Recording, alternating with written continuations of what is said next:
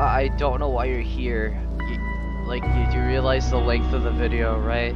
I highly doubt you're gonna watch the whole thing, but I'm still just gonna go regardless.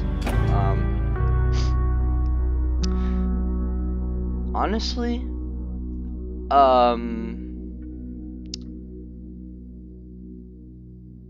a bit of something that I thought about when I tried to load up the game earlier, but the badge wasn't loaded, so I was like, is Roblox doing another one of those things where it's just intentionally screwing up the assets of some game for no reason? Well, I mean, I joined back and the badge icon was back, so that was very confusing. I thought about this. When has like Roblox moderation been a good thing recently? Like, everything we know about Roblox moderation has been terrible, and I think it's understandable, to be honest. Speaking of Roblox moderation, if you've been on Roblox for like the past, I don't know, 4 years, oh, that's not Screech. If you've been on Roblox for the past, like, I don't know, 3 to 4 years, you would know that they would used to censor, numbers.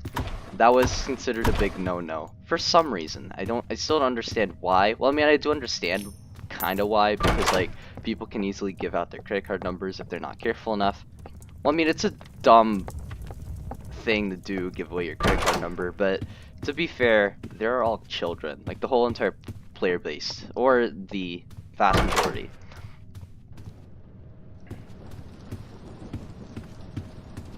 Alright, let's see what's in here. But yeah, they used to censor numbers. Every single time you try to say a number, like, I mean it, every single time you try to say a number, it just immediately gets censored for some reason. Like, well, I mean, I already stated the reason, but I genuinely feel like it's not that much. What do I mean it's not that much? Like, it's actually a pretty huge deal. Like, giving away your credit card number is gonna suck. People can actually rob your money because of it. This doesn't apply to credit card numbers as well. It applies to, like, debit cards. Alright, anyways, back onto the topic because I just got very misled there. Roblox used to censor numbers. Like, every single time you try to say a number, it will just get replaced with a hashtag.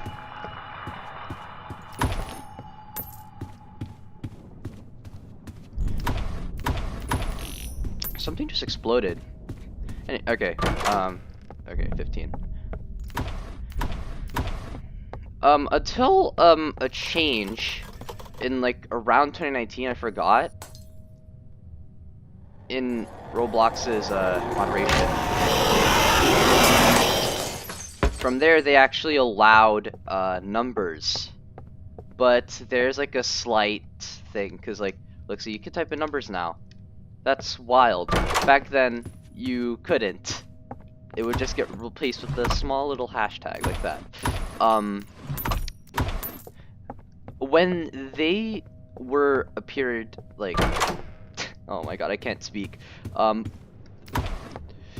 When they were removed from the like the hashtag thingy, well, I mean, they weren't completely removed. They can still be tagged.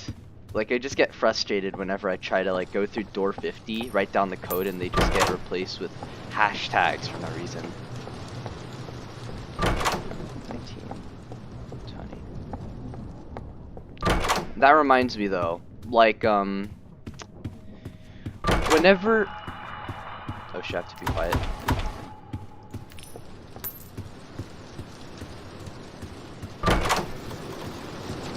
That reminds me though, back in the days of like old Roblox, where we would try to avoid censorship by saying numbers in different ways. For example, instead of 1, you would say like, I forgot. I think there's like some way to bypass it where it was like 1, like this. And instead of 2, just say 2. Instead of 3, just say tree. I had a bit of a system myself. Sometimes the system doesn't work because the moderation easily catches on, like, hey, what the heck are you doing? 26. Yeah, those are my fond memories of Roblox moderation. It wasn't good moderation because like every single number just gets censored. But yeah. To be fair, what else are they going to do, to be honest? Like, there's no exact way to tell if they're like, if somebody, oh wow, there's nothing. If somebody's giving out their personal information or it's just a random number. I just got Timothy. Spooky. The only times I remember when Roblox moderation actually was helpful was when I actually got warned because of Roblox moderation. It was one of the only understandable ones. All the other times I got warned by Roblox, I felt was a load of baloney. AKA, it was hello. The one time I actually got warned on Roblox was like one of the few, actually. I don't remember all the other ones, but I remember this one for some reason in particular. I remember starting an ARG in this huge mega collab difficulty chart Great Citadel back in the day. If you look at my popular videos, my most popular video is that one, the Great Citadel, that I'm going to be talking about right now. I started a small little ARG inside that game for some reason. I thought it would be cool to, like, you know, have like a secret adventure people could like go around. It should be obvious that nobody cared. Like nobody figured out the secret puzzle and all that. One of the puzzles I had in mind was to embed a bit.ly link into a decal and upload it to Roblox. Oh, Seek coming. So I uploaded, I made like a quick image and like made a small hint of a bit.ly link inside the image. When I uploaded the image to be a decal, obviously it didn't really go so well because, yeah, it got removed. And when I was confused, the warning was actually pretty reasonable. You're not supposed to put links and images other than YouTube, Twitch, Twitter. I forgot the exact social medias that's allowed. But yeah, you get my point. That's possibly the only reasonable warn I've gotten. All the other ones, they kind of suck. They're terrible reasons.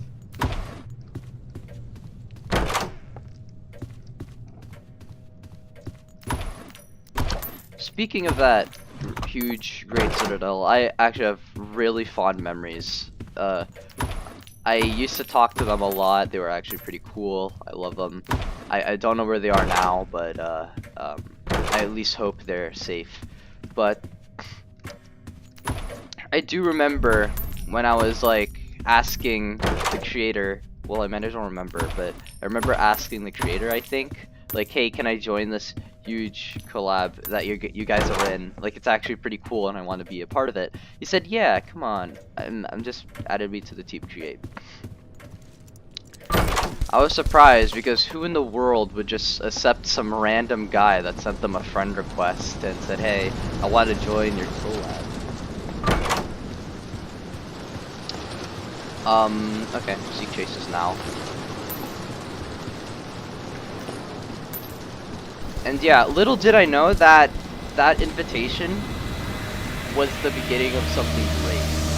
It was really fun building the I remember starting the development of my first floor that was inside the collab. Catastrophic. Wait, speaking of the game, actually, I don't think it's available anymore. If I remember correctly, the owner just privated it for some reason.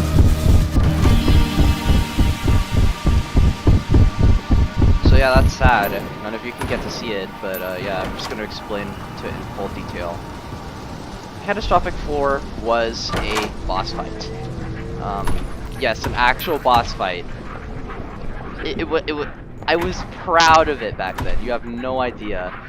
But the gameplay in there was terrible. It was like thin studs, large wraparounds. It was clear that I had no idea on what catastrophic gameplay is.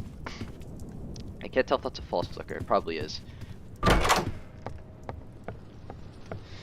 But yeah, what was I gonna say? Yeah, catastrophic. It wasn't the best gameplay in the world, to be honest. It was pretty awful gameplay, I'd say. However, I will say that I did have a bit of creativity. Like, for example, the main gimmick of the boss fight is to go around this huge noob guy, which is the antagonist in the boss fight.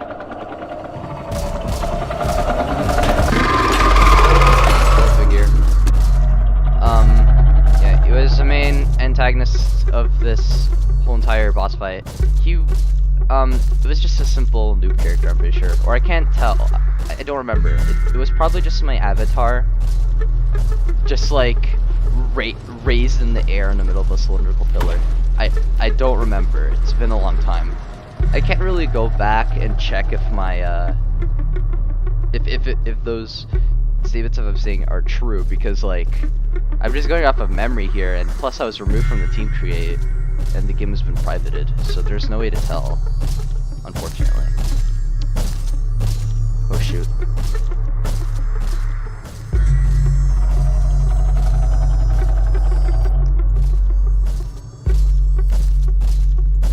I'm guessing this is one of those cases where the books are mostly in here. This large 2 corridors. Oh shoot, he's coming. Okay, never mind, he's going upstairs. Yeah, so I forgot where I was on. Yeah, it wasn't the best gameplay. The main gimmick was that you're supposed to go around this noob guy that was floating in the air, unleashing all like the most terrible gameplay imaginable. It was awful, trust me. Like, there's no way anybody had the balls to even do that floor legit. It was that awful. But basically, how the boss fight was built was you have to collect buttons. You have to press buttons.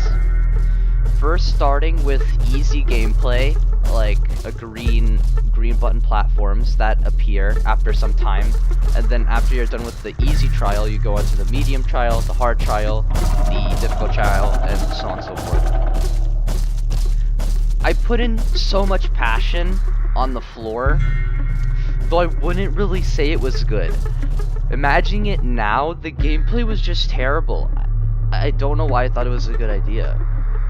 But looking, there are some like memories left over. Like, for example, I think I uploaded 2 preview videos on YouTube that you can watch. You can search for it. I honestly don't know where they are. If you search, wait, I think it's like if you search up GCOIAND on my YouTube profile, I think they should pop up, but I have no idea. Where it's like, I think the video had the word boss fight in it.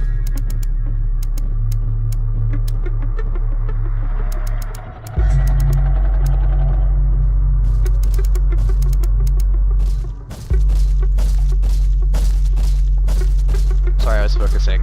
But yeah. What's the best gameplay?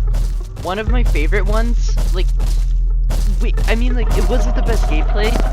It was good until insane. Like, back then I had no experience with soul crushing difficulty, like little to none.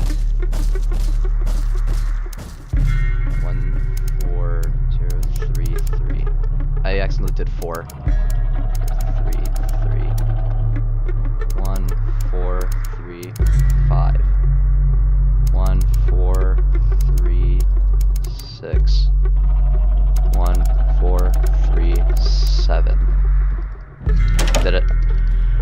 Ah, yay! Jeff better have the skeleton key, bro. What's up? I love this place. golden rule, always buy everything and fill the tip jar. That is the golden rule on every single run. And if you can't do that, oh well, you're still cool with Jeff. Sometimes I wonder if you were put here for a reason. Yeah, I think so. I'm just gonna hold out the skeleton key in front of Bob. Just to go a bit off topic, my opinion on the fan-made jump scares. Like, for example, there have been lots of videos of like El Goblino jump scare, Bob jump scare, there's a secret jump scare if you hold E 10 times. There's also a secret Jeff jump scare if you annoy him too much with the radio. I think they're pretty cool. It's just that I feel like there should be more disclaimering in the description of the videos. Like, seriously. Because of those videos, there have been lots of myths going around that Bob could jump scare you. I already thought that was a myth because, like, holy crap, how is that even possible? You literally just hold E and he does nothing. Hello. Next to 55, right? Oh, that's stupid. I heard the growling as well, I didn't even need to check. I'm not stupid. I feel like people are being misled for some reason. I think that they saw a video and they're like, okay, wait, you could actually get jump scared by him? If only there was like some way. Wait, what? 56? There's 255 doors, I'm stupid. If there was a way to figure out, like, not figure out, but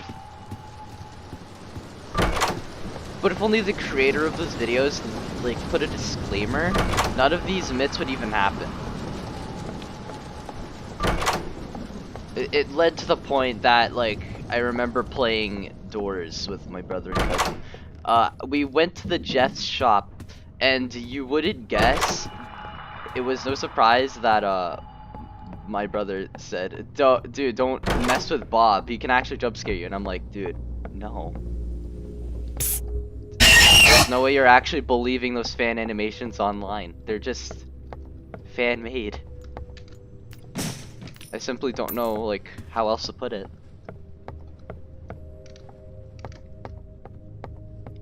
Well, unless there's, like, an actual jump scare, then fine, I guess I'm wrong. But I highly doubt there's an actual jump scare for Bob, El Goblino, or Jeff. Because they're canonically, the type of entities that are not trying to kill you. They actually hate those entities. Except Timothy. Timothy's cool. I'm pretty sure they're cool with them because Bob wants to befriend Timothy for odd reason. Alright, okay. We are almost there to the place we all know and love. Not really. Yeah. Here we are. I wish we could unlock the Herb of Verdus, so this place wouldn't be a huge big deal. But no, that's not possible for sure. Well, I mean, if it was possible, the chances, they're very rare.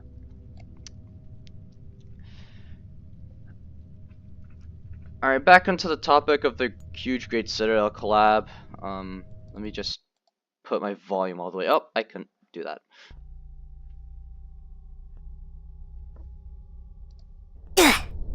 The rooms. Welcome. Let me just charge up mine. Boom. So, back into the topic of the Great Citadel collab. I feel like I should turn up my volume like all the way. God, my footsteps are loud. Holy crap. Oh my god! If I ever get, like, jump scared or hear the noises from these entities, I'm going to be deaf. This isn't good. Let me turn down the volume a bit.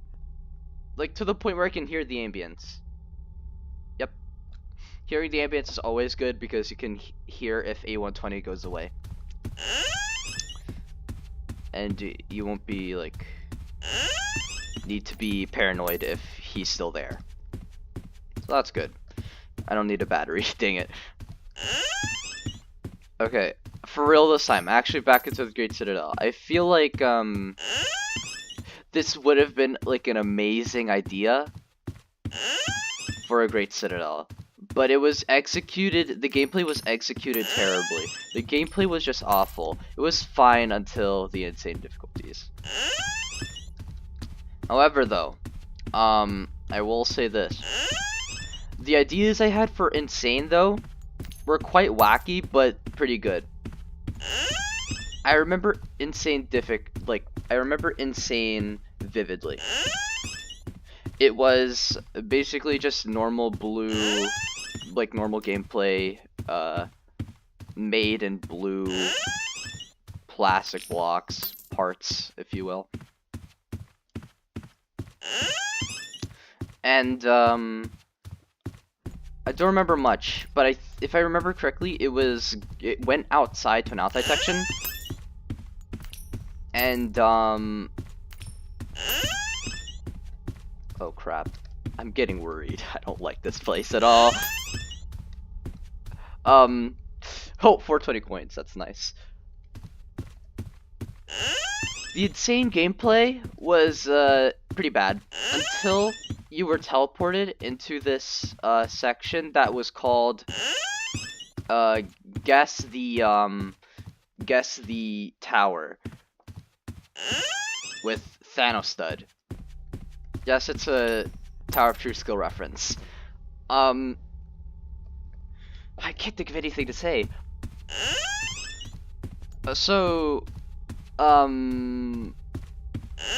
Yeah, it was just a small quiz. There were like small pads in front of you and a huge tower model. It was just basically a tower model with 10 parts with different colors.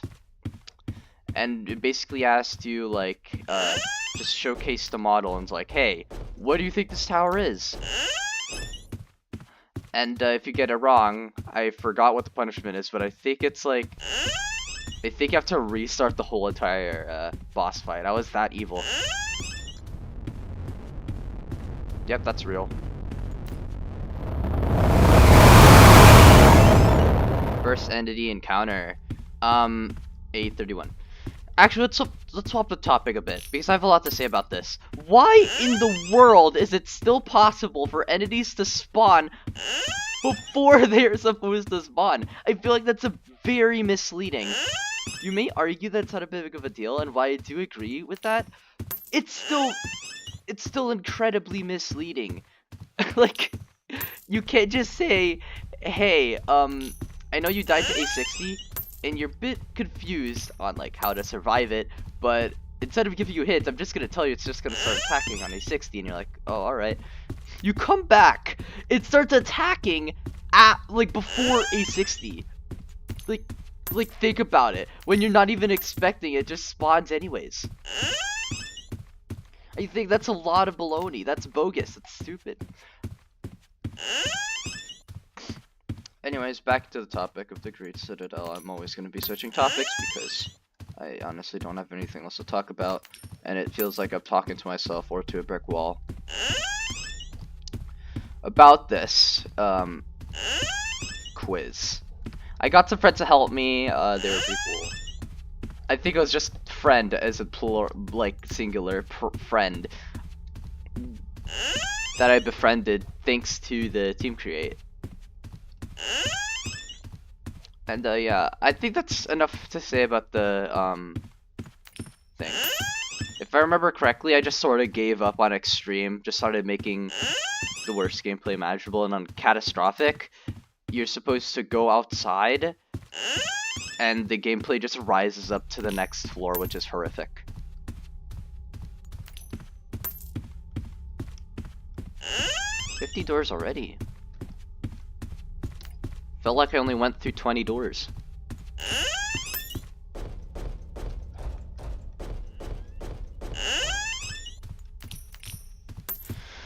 Okay, so the developer team behind the Great Citadel was super nice. I love them all. However, there's this one person that seemed off. He was one of my friend's friends. If you know plus giant 5, I rarely get to talk to him. He just, like, the most recent interaction I had with him was he sent me like a DM. It was an advertisement to a Discord server that he owns, and I'm like, dude, I'm not joining that.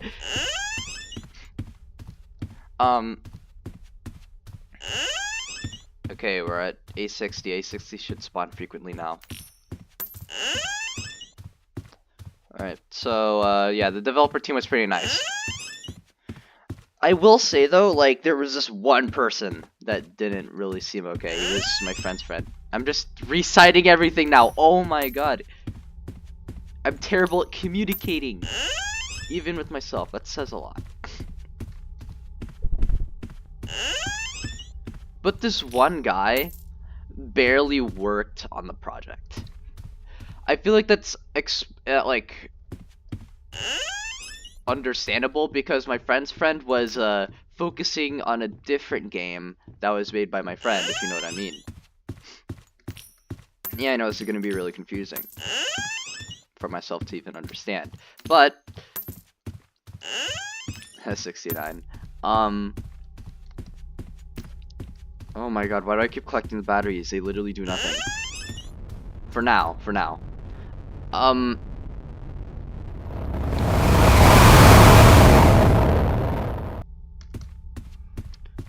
Okay.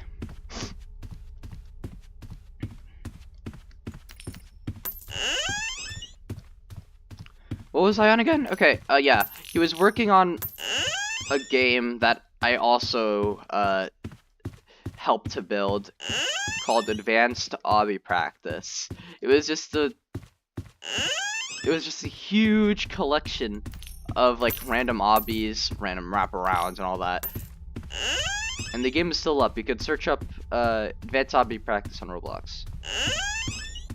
It's a weird game, yet extremely cool. Though I think it might be a bit laggy because there are a ton of parts in there. And if you snoop around, you can actually find some of the things that I've built under the name Vince Gaming 5% IT, which is actually my username.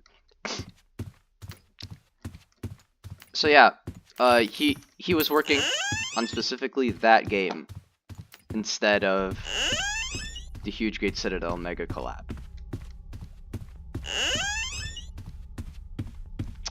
So, I forgot. What the heck? What the heck was that? What the heck was that?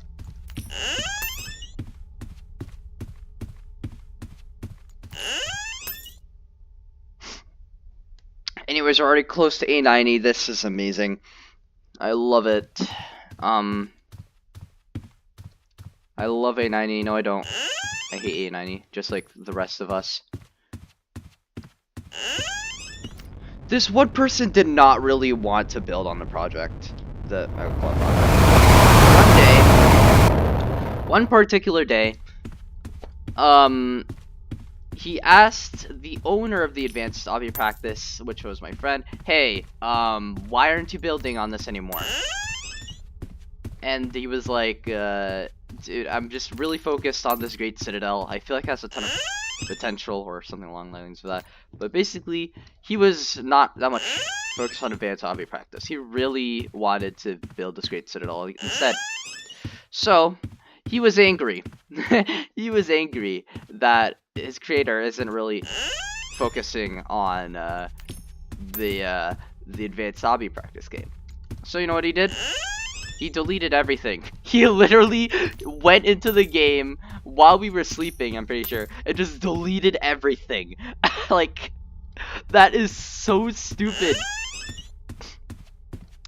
Like, then when I came back next morning, you have no idea how, like, terrible I felt. A ton of work and effort built into the catastrophic floor, just for it all to be erased by some, like, random person I don't know about.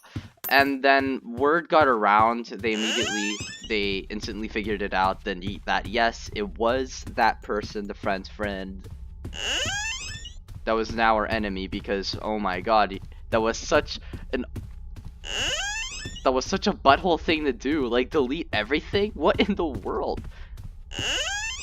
So I had no choice but to revert to a very old version and build from scratch. However, I did suggest for the creator of the Great Citadel to go into the game settings and go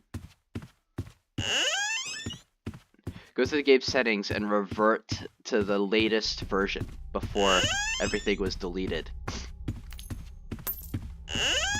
Inside his DMs, like the Roblox chat in Roblox, if you know what I mean.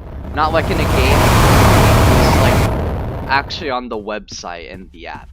If yeah, I think you know what I mean, but yeah.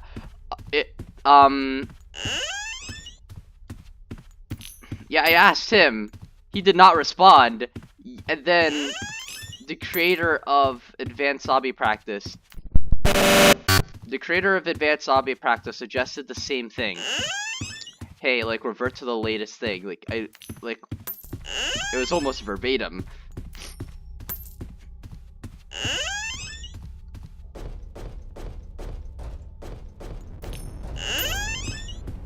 That was fake. Oh my god. I was worried. 815, we're doing good. Oh, that was actually real.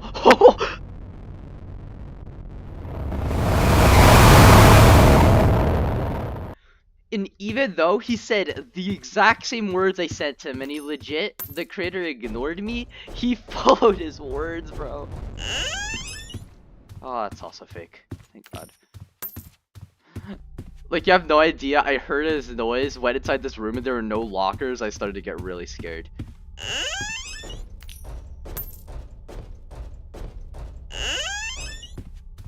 Okay, here it is, A120. And we're even starting off the A120 with a room that A120 commonly spawns in. That's amazing.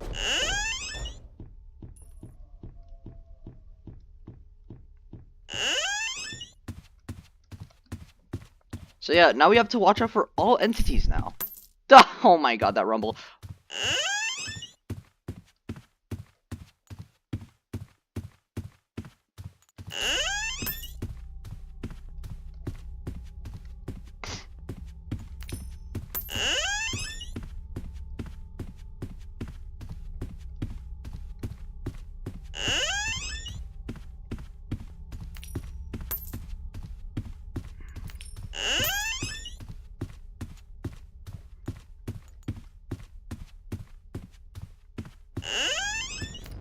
I haven't been talking much, I just realized. Oh,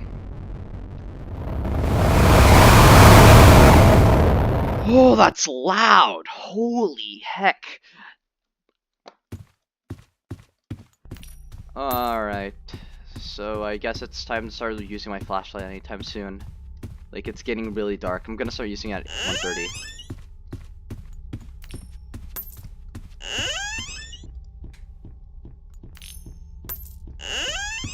This is much better.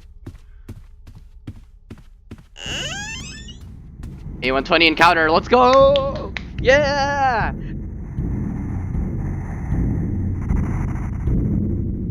I have to say though, the time where my friends from M deleted everything from the project, that was probably one of the first times I experienced the 5 stages of grief. I'm not even kidding. I was just getting so sad over it. I spent too much work on it. It's not all gone. I am happy to say though, like it did eventually get reverted, and all our work was now back in place. It was really sad though. Like, everybody joined the game and was confused why the game was just a big base plate with nothing. I have to say though, just because your friend is focused on another project that you want to put an effort to does not mean you ruin their project. That is low-key such a D move. You can't just do that.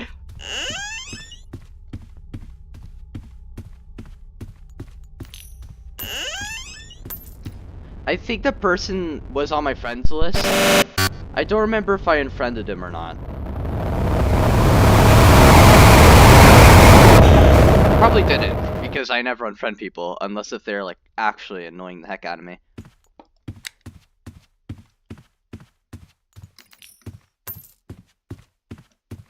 Which that doesn't happen really. I don't want some small annoying moment to get in the way of friendship, you know? That's actually sad.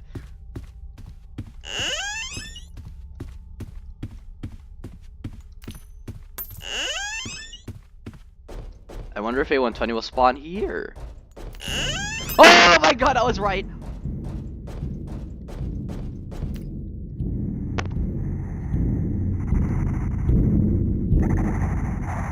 I have some thoughts about the rooms that I would like to talk about. And also maybe an additional extra story, which I think is the first ever time I experienced the first stages of the 5 stages of denial.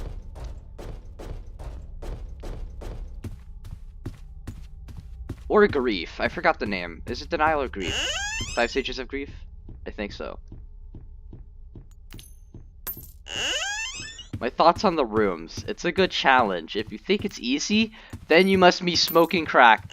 Who in the world think it's easy? This is 1,000 rooms. You have to constantly be on edge. Like, I can't tell. Like, if you're saying it's easy, then I don't know. You're just way too confident. This stuff's not easy at all. You have to go through 1,000 rooms, 3 entities always on your back, and if you mess up once, you're dead. One single screw up, you're dead. You're just gone. You have to restart. Not only that, you have to restart the whole entire process of going through the lever, getting skeleton key to lockpicks. Oh, it's an awful challenge. And a fun one too, because you're suffering. But the reward, I really wouldn't say it's that worth it. I wouldn't really say it's worth it, because you only get it once. Well, I mean, yeah, you could preserve it in the rift, but that's really it, to be honest. Like, you can't use it again unless if you like get it again in the rift. But there's this chance where if you like you're just dangling the chances of you dying and losing the rift forever, so you have to go through these 1,000 rooms again. I'm aware that Reddibles spoke out on this on Twitter and said, hey, this is actually a joke item, because we weren't expecting people dedicated enough to suffer and torture themselves through 1,000 rooms. I really hope they implement a feature where if you get a scanner, you could permanently buy it in the pre-run shop. I feel like that is the best thing to do here.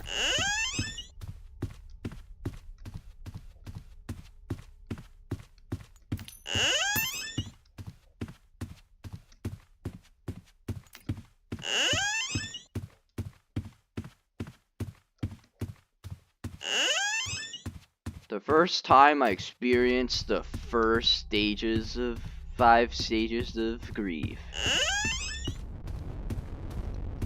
It's actually a pretty wild one.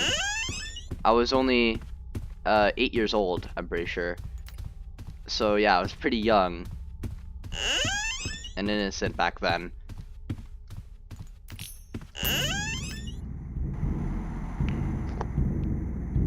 I immediately knew what to do, dude. This is gonna be easy. We're gonna go through this.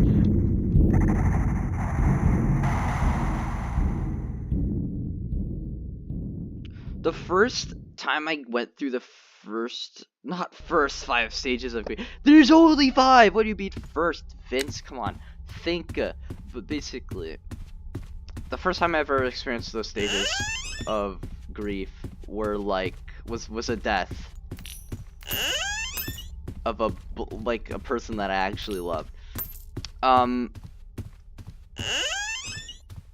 So if you, oh my god, that fake out sucks. Why does that sound effect exist?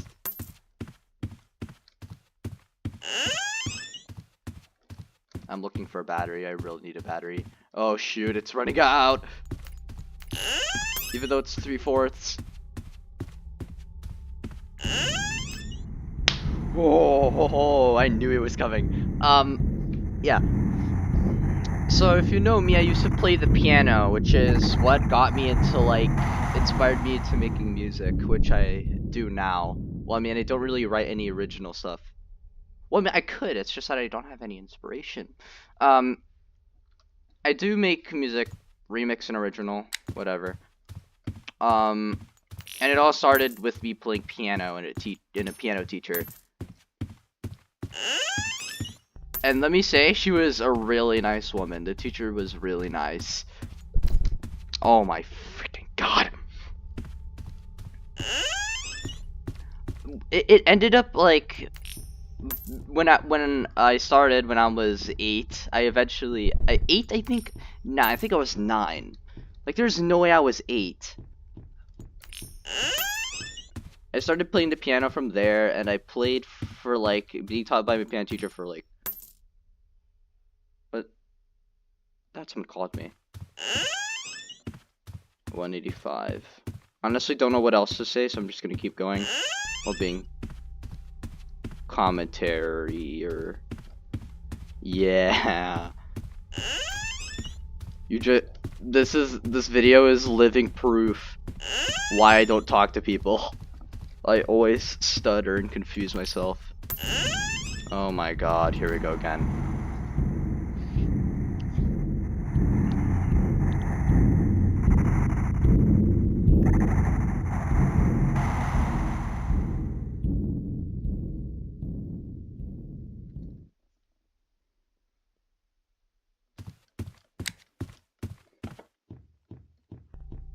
And after 1.5 years of playing the piano, she passed away. It was like a regular Sunday afternoon, and randomly the topic of her passing away just randomly struck out, and I just felt bad. Was it the wake? I think it's called the wake.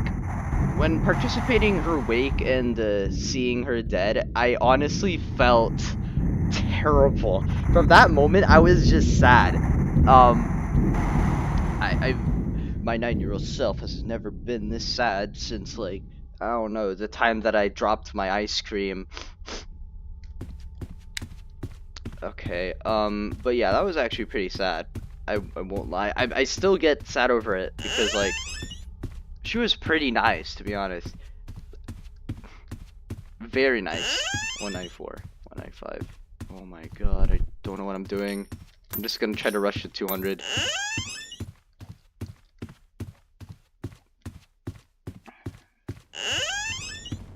Great. We haven't gotten A90 in a while, and we got in a locker. I wonder if we're ever gonna get A90 soon without being in a locker. It's gonna be really scary. So yeah, that's all of my thoughts on like the first time I experienced the 5 stages of grief. And let me just say, it was awful, but it taught me to be a man. How to be a man and live through the sadness of someone. Again? Really?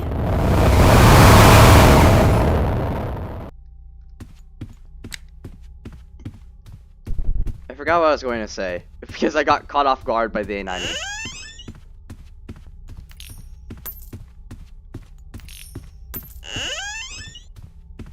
We're 200 rooms in. 20% done.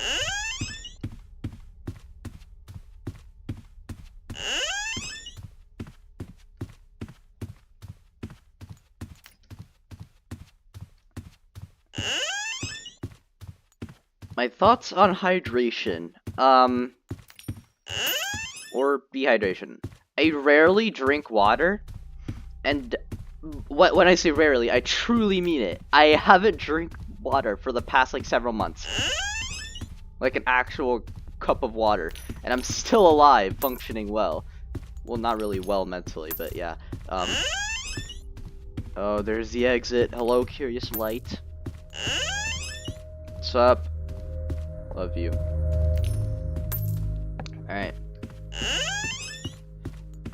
Alright, so like, I always used to hear these things PE teachers say, like, hey, drink 8 glasses of water or else your pee is going to turn red. And I'm like, no. I rarely drink water because I personally don't think it tastes that good. It just tastes like nothing. Unless if I'm tired and really thirsty and then I drink water, it actually tastes good for some reason.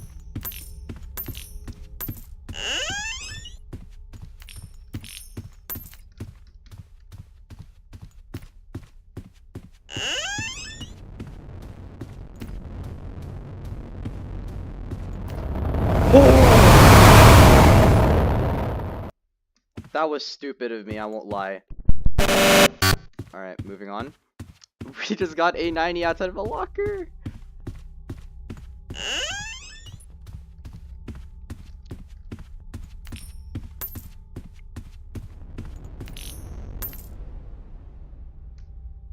Part of me wishes there were more room types.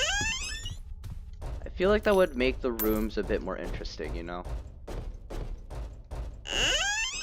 Anyways, back in the topic of dehydration. I,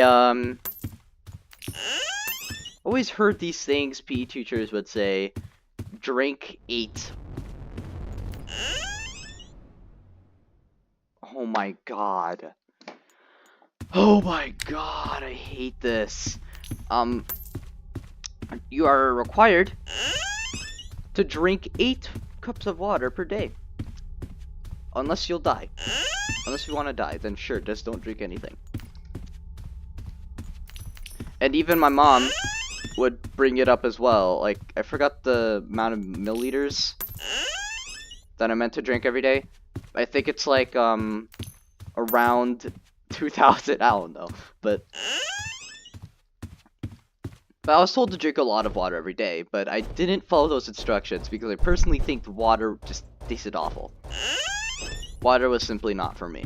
Unless if I was thirsty, then sure, I could go for a cup of water.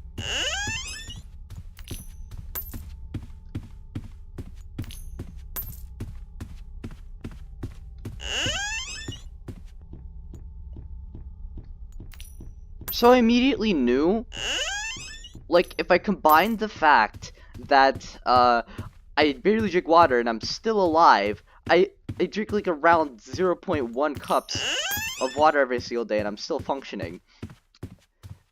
So I already knew these things have to be myths. They have to be lies.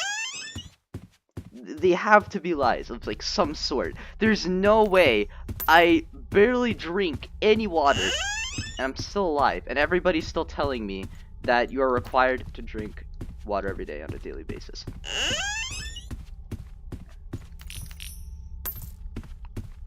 Me personally,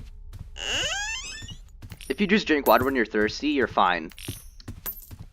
Like, that's basically the lesson for myself. Maybe I'll send to others right now, but yeah, if you're thirsty, drink water. You'll be fine. I don't think 8 cups of water and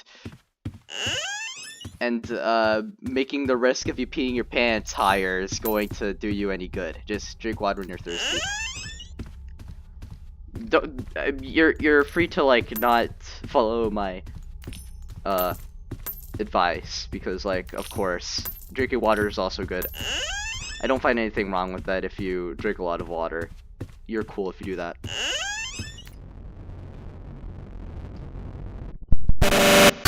Oh my god.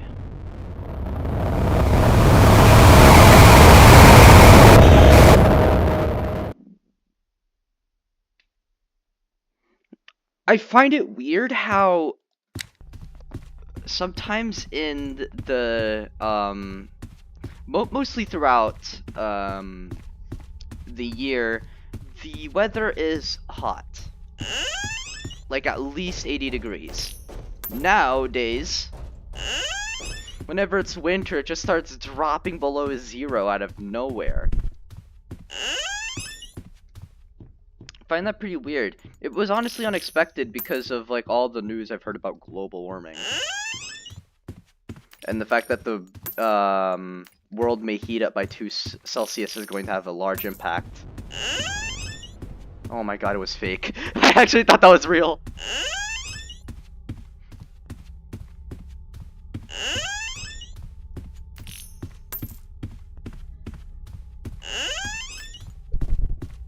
And yeah, hearing the news about global warming was actually pretty scary. Like, oh my god, is everybody gonna die? The world's gonna end? It's just gonna burn up? And yeah, I could clearly see, like, the global warming effects already happening. Like, I'm pretty sure the, like, one of the California forests have been experiencing wildfires. I don't remember if it's just an accident, like, that caused by human, or is, like, actually nature being so hot to the point where that just happened. I simply don't know, and I'm too lazy to research it. I gotta say though, Mr. Beast doing that, what is it called? Team Trees and Team C stuff really helped. I wonder if they're ever going to do something that's related to global warming for 2024. Because like I don't remember, but it was like 2020 they did Team Trees, 2022 they did Team C's. What now? I'm very curious. What are they going to end the trilogy off of?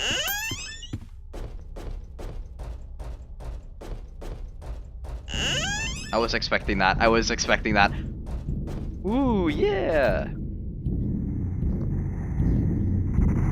But basically, if you somehow don't know what Team C's and Team Trees are, you donate $1. Team Trees is basically like every dollar you donate, a tree gets planted. I know that's fake. Come on, you're not fooling me. Team C's, every dollar you donate, 1 pound of trash gets removed, thrown away from the ocean. That was actually pretty nice of them, to be honest. That was actually pretty good. I originally thought like the 30 million goal for Team C's was going to fail because the earnings from Team C's were around 20 million when like 5 days were left. So I was like, no way they're reaching their goal. And then randomly, it just skyrocketed. And then, yeah, they eventually reached their goal. Huge round of applause to them. They actually did it.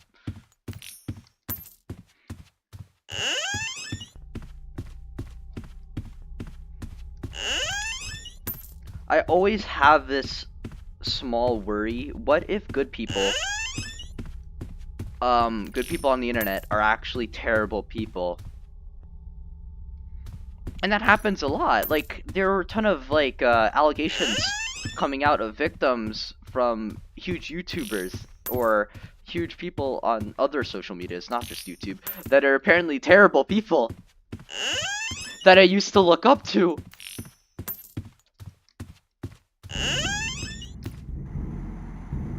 Yeah, it's just awful. Like, a person you look up to suddenly, like, is known for being a terrible human being.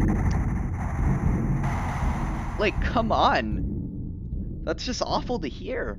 And the fact that he's been doing, like, literal crimes as well. Covering the topic of separating art from the artist here. Yeah, I still do think their work is good, but I just can't get rid of the fact that, like, whenever I'm listening to someone's, like, I don't know, watching a video they made or a movie, I just can't get rid of the thoughts of, like, what that person has done, because it's all over my head.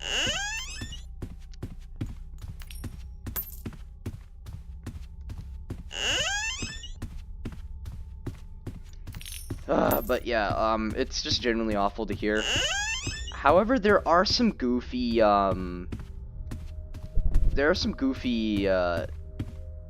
moments where people get exposed. For example, there's this one time where someone was, wait, just a second. Oh, that's not A120, I was expecting him. Maybe A120 right now.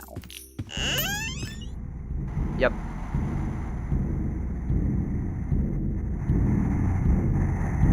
Just gonna wait, and then I'll just continue talking.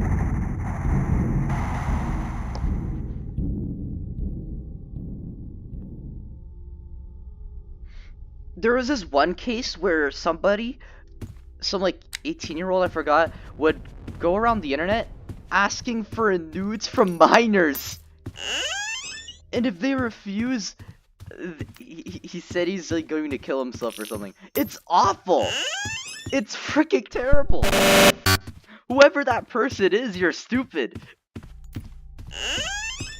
But yeah, he's disgusting. I don't like him. But there was this video Moist Critical made that was basically mocking one of the chats from him.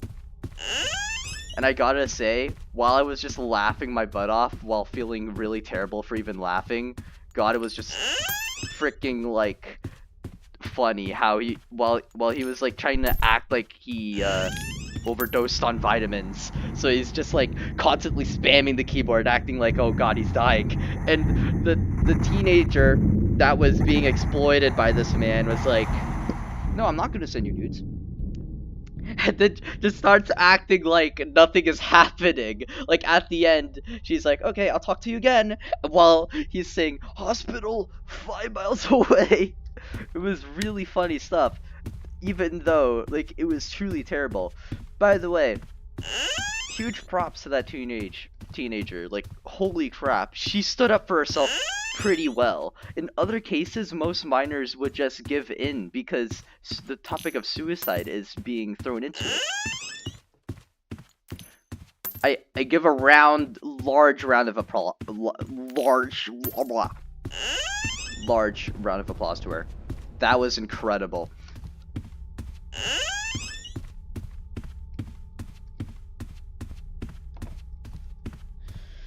Oh man, but that honestly still scares me. As funny as it is, like, that just tells me there are actually more people like him online, which sucks.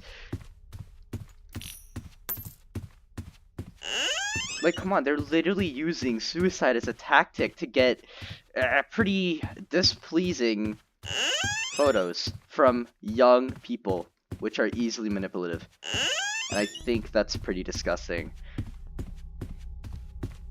I don't know if anybody remembers this, but remember?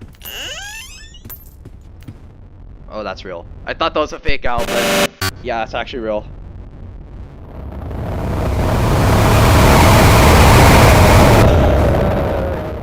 Yay! Alright. But basically, remember back in the olden days of, like, I forgot, 2018? I was in 3rd grade. And there were a lot of debates about if PewDiePie or T-Series rising in subscribers and who's going to win.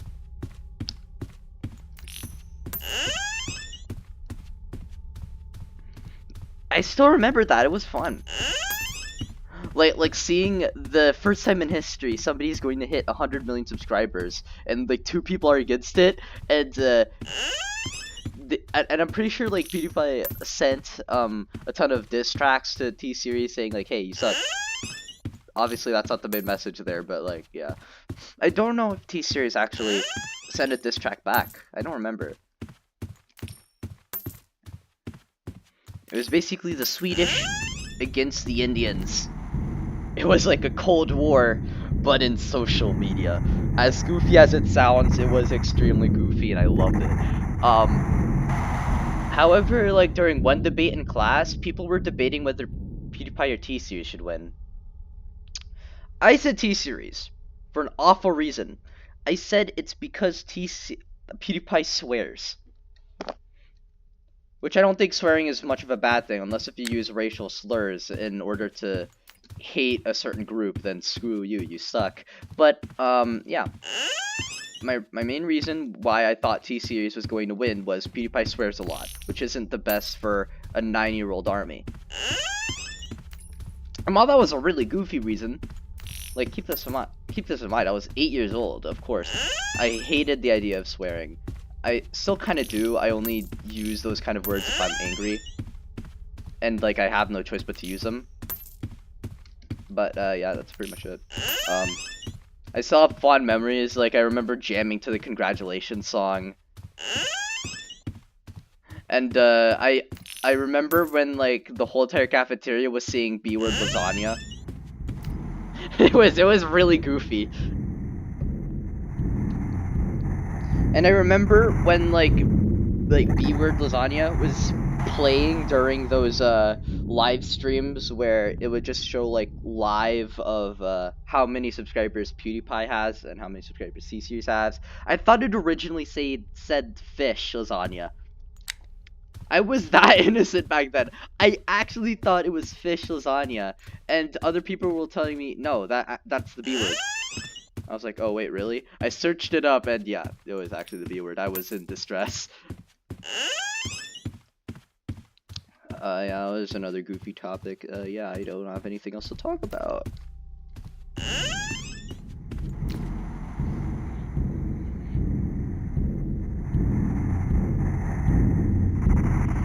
On behalf of swearing, I don't really like to swear. Every single time I swear, even if it's on accident, I feel terrible.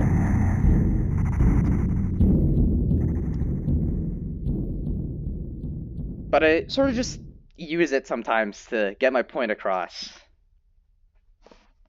Also, it's been an hour. The ambience isn't loading, so I'm very worried. There it is, it's playing, let's go! I gotta say though, the fact that the candle and crucifix don't work in the rooms just adds an extra challenge that I like for some reason.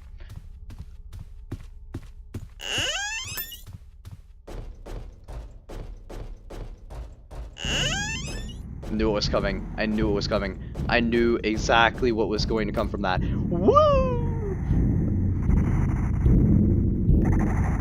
Is it just me, or do I feel like entities spawn more if you are with other people in the rooms? Because when I'm solo, like barely any entities spawn, especially A90. A90 spawns pretty rarely. But in cases like when duoing with a friend of mine, we actually got entities pretty frequently, especially A90. Like, there was this one time where A90 glitched, spawned twice in under the span of a second, so it looked like he moved.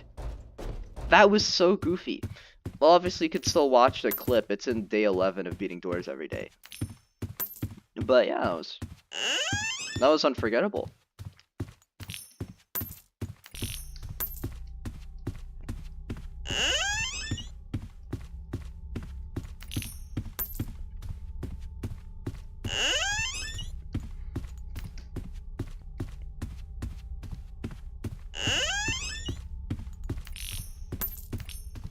I honestly don't know what else to talk about.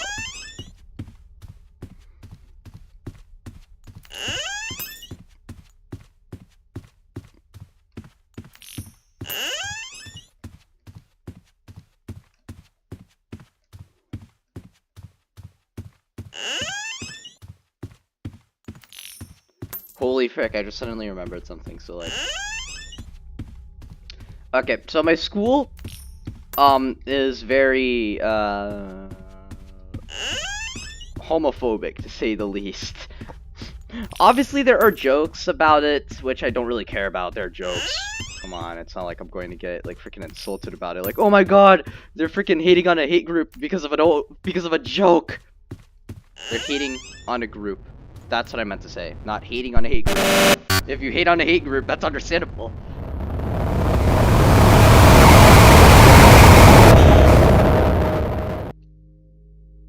Holy frick. Oh! I'm going the wrong way. Dang it. Wait, what? Am I going the right way? Wait, I am going the right way. I'm tripping. I'm actually tripping. Okay. Yeah, basically, homophobia. So cool. I love it. No, I don't actually. If you're homophobic, you must be the biggest loser, though. Like, oh my god, what is there to hate about them?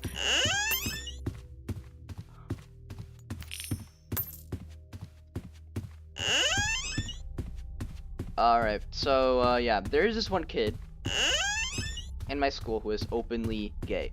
Alright? There was even a pride flag on his binder and everything. It was pretty cool. I remember playing a board game with him, and yeah, he was a pretty cool dude. He wasn't bad. He wasn't bad at all. He was pretty nice.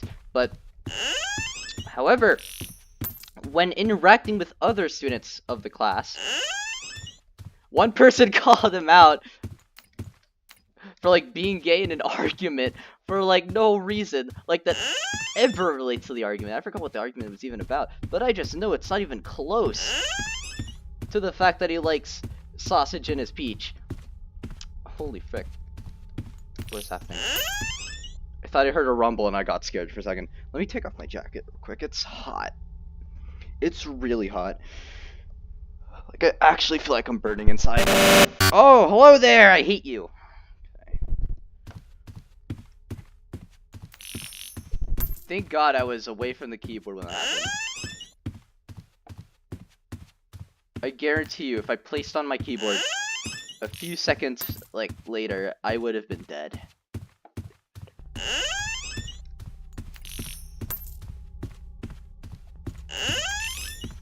But anyways, after someone called him out for being gay in an argument, which is awful, yeah, the teacher, it wasn't even the teacher, it was a substitute teacher, yelled at him and kicked him out of the class. Honestly, based, bro, like, why would you randomly bring that up? That's goofy. So yeah, he just randomly just started, lashing out, like, giving out a calm lecture to the class, like, hey, I'm sorry, but, like, if, I'm usually a chill substitute teacher, but if you're ever to hate someone because of their race, gender, sexuality, you are to lash out at somebody just because they are a specific someone, then I'm going to kick you out and yell at you, which is honestly based. I know I keep saying that word like it's my krypton, but come on, isn't it true? I still often find like lashing out between genders to be stupid. Like, females are like, oh, males suck, why are they like this? And males are like, oh, females suck, they're like this, ew. Yeah, I hate that. I don't really like that. I don't think any gender is superior. I think we can both live through this awful world together, to be honest. Like, whenever I hear men are better or women are better, I just cringe. Like, there's no such thing as a better gender, bro. Come on.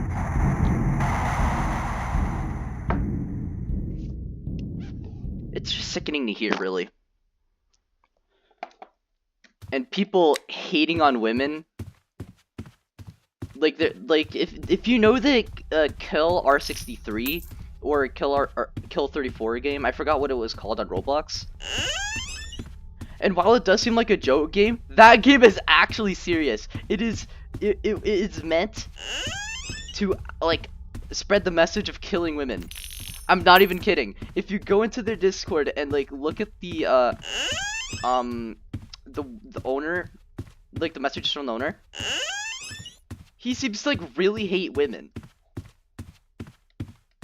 Not only that, he said some disgusting crap like, if a creature, no, not a creature, if a man, like, identifies as a woman, I would still consider that creature to be a man.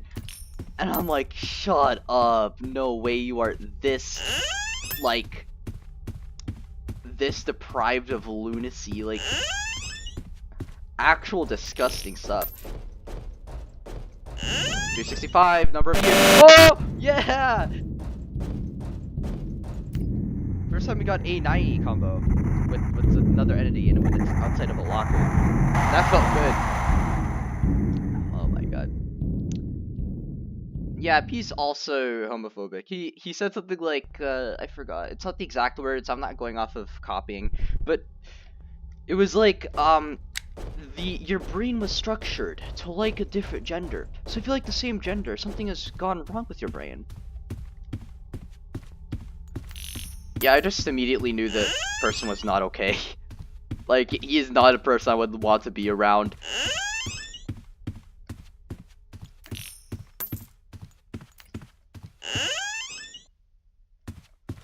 Also, about this, it has gotten to the point where homophobia has led to the gays hating the straights. Us. Frickin' what in the world, man? I wanna die now. There's no humanity. There's no hope for humanity left. Everybody hates everybody. It sucks. I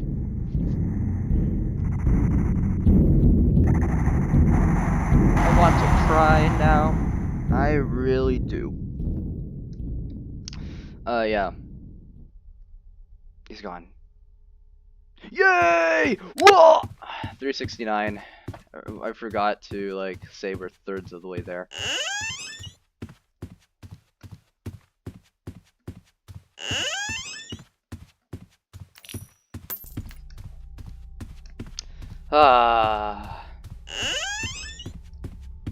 For some reason, I laugh at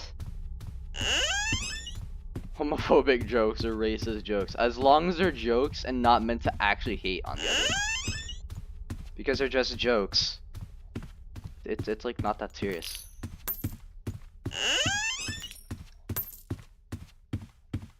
Uh, 376. Oh yeah, not to mention my school is heavily racist. I also heavily dislike the fact that whenever black people say, yo, it's Black History Month, you must do this for me. Bro, I don't care if it's your month. I still have the right to decline anything you want me to do. And they use the fact that it's February as like a little shield. Like if you do anything against them, then you're racist. I despise that. Usually, like, some people joke around a bit, but when it's actually serious, that's a real issue. That's a real issue I do not support whatsoever.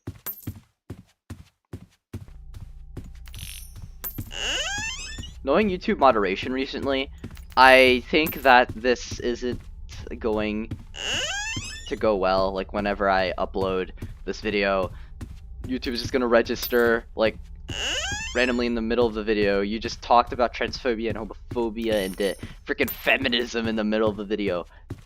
You're bringing hate speech. Which that happens. That has happened multiple times. Like, videos of people criticizing others simply because, like, they're talking about something they're against or something they don't support. They just get flagged as hate speech. Yeah, it's that messed up. And the fact that creators have to even complain about their problems to Twitter, it just shows, it just tells a lot about YouTube. It's not really put up well. Oh yeah, about YouTube. What the frick is this new CEO, bro? Like, this CEO, this new CEO, if you didn't know, he supported the removing of the dislike count, and even supported NFTs for YouTube. I don't think I have such high hopes for this new CEO, to be honest. He doesn't really seem that great. I'm sorry if it seems rude, but he really doesn't. It's just not really. I don't know. What even is the point of NFTs anyways? It's literally just images that cost money. What in the world? Just screenshot them.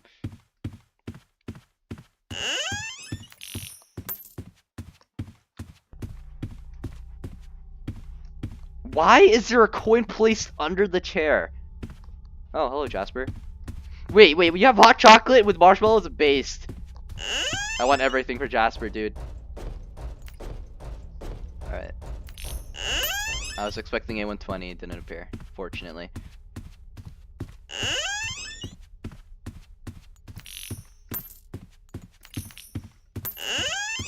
Almost there to 400. Woo!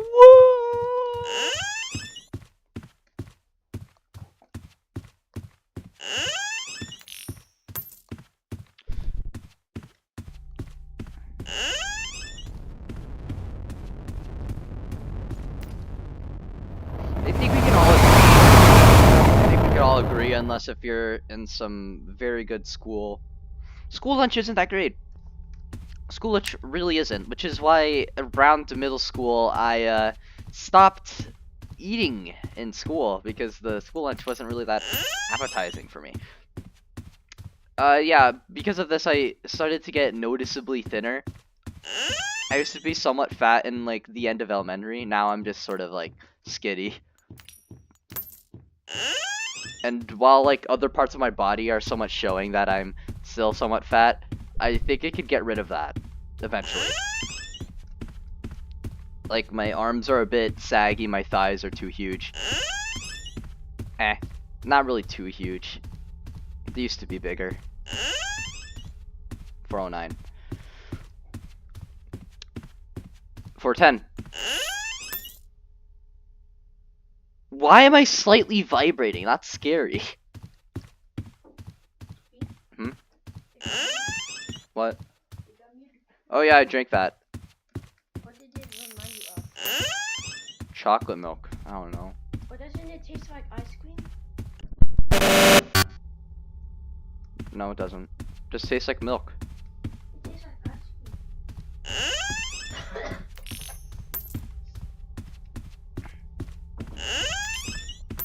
Well, on the topic of milk, what do you think is better? Normal milk, chocolate milk, or strawberry milk? Me personally, I don't care. I've tasted all of them, and I personally think that all of them are equally as good. I love them all. Like the normal milk, it's pretty good. I sometimes drink that if I'm thirsty and I don't have like water with me. Chocolate milk just tastes like chocolate. What's not to love about it? Strawberry, which actually provides a bit of a sweet flavor, which is very welcoming. I actually like that. I remember drinking that for the first time in the Philippines. It was really good.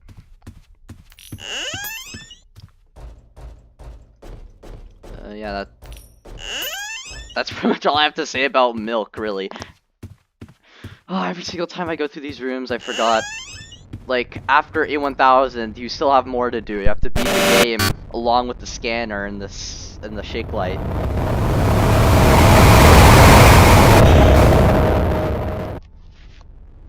Alright. Oh my god, I almost hiccuped. Oh wait, about hiccuping, I cannot burp for some reason.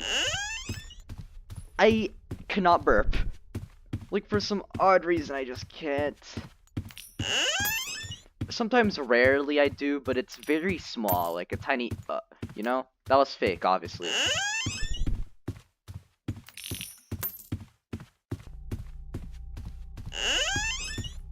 Or sometimes, in rare cases, I would burp, but it's, like, really small, and my mouth is still closed, so it just feels really weird. Okay, other things I can't do. I can't whistle. What else can I not do? Some disabilities that I have. I cannot snap my fingers. I used to feel really bad because, like, snapping fingers used to be very popular in kindergarten, and I was one of those students that just cannot do it. Basically, the way that I used to think finger snapping worked was to, like, overlap your fingernails, like the thumb with one of your fingernails, and just click it. It should make the sound. I thought that was the way to make it.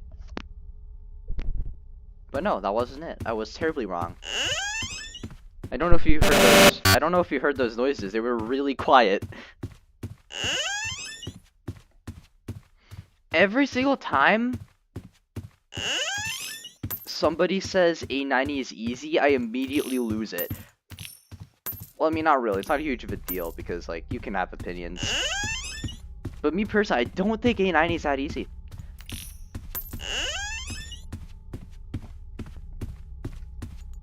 It does seem like I've gotten the hang of A90, but I really haven't. Like, occasionally I would, like, screw up sometimes when he shows up.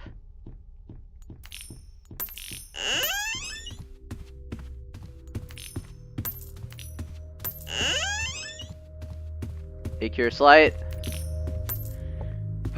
Goodbye. I'm sorry. 444. We're like 4/9 there.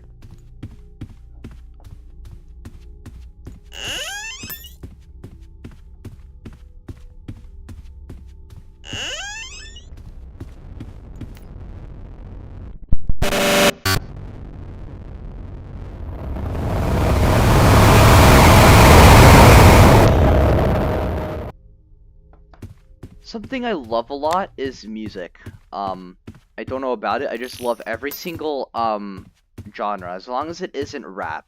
I can like rap as long as it's not some random human screaming into the camera with the worst drum beat I've ever heard.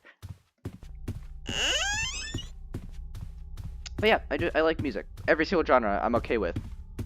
Especially rap, depending if the song is garbage.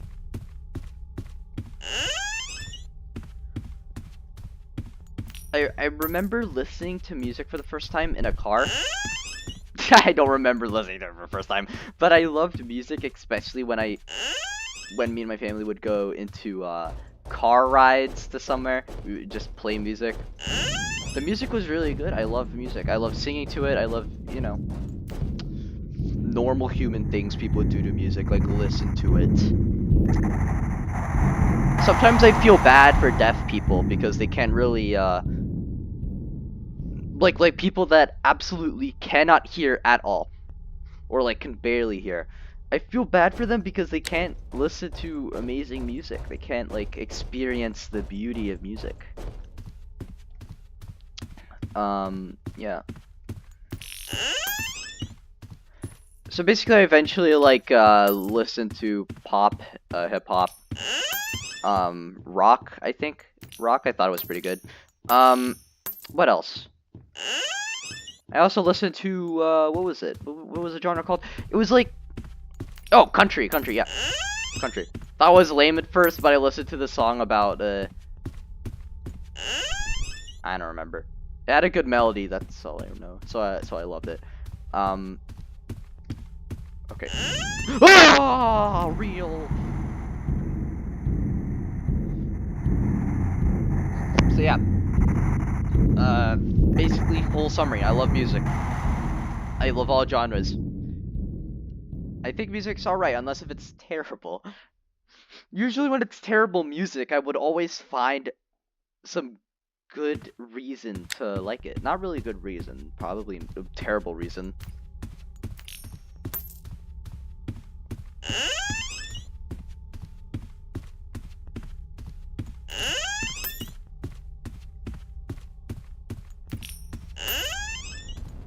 I remember my true love of music actually sparked when I started listening to, oh my god. When I started listening to EDM, which is, like, basically anybody can put their creativity to it, and I just suddenly realized, like, hey, music isn't just, like, a form of art. People can actually put meaning into that stuff. Yeah, especially Porter Robinson. If you don't listen to him, then I don't really suggest listening to his old stuff. Because Worlds, I didn't really think it was too great. But I did like a few tracks, like Fellow Feeling and Bro, Fellow Feeling actually shook me though. Like, it actually had a good meaning that I relate to a lot.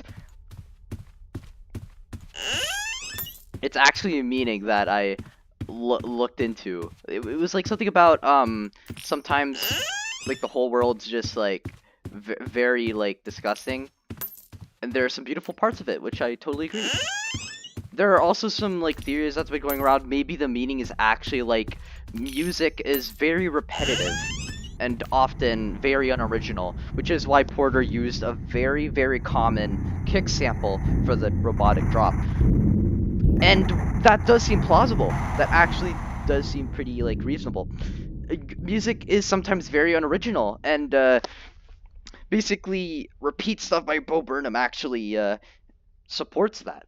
I truly do think that sometimes pop music is very repetitive, which is basically what Repeat Stuff is, like, criticizing, which is a song I actually liked.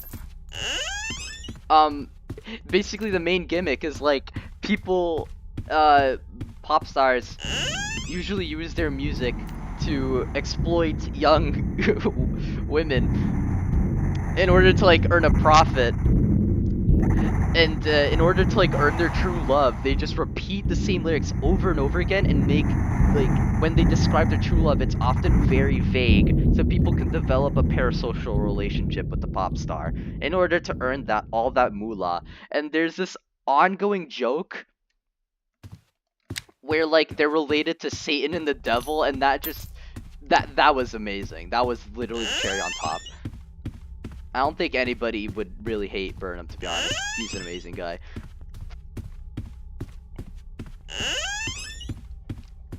477, 478, 479. Okay, yeah. One of my favorite tracks from Burnham, actually. Welcome to the internet. If you haven't listened to that, I'm honestly very surprised. You should listen to it. That's probably one of my favorite songs to this day. Not because it actually has a pretty good meaning, but it's something that we can all relate to. Especially if you're that type of person to be online most of the time, not doing much. Like me.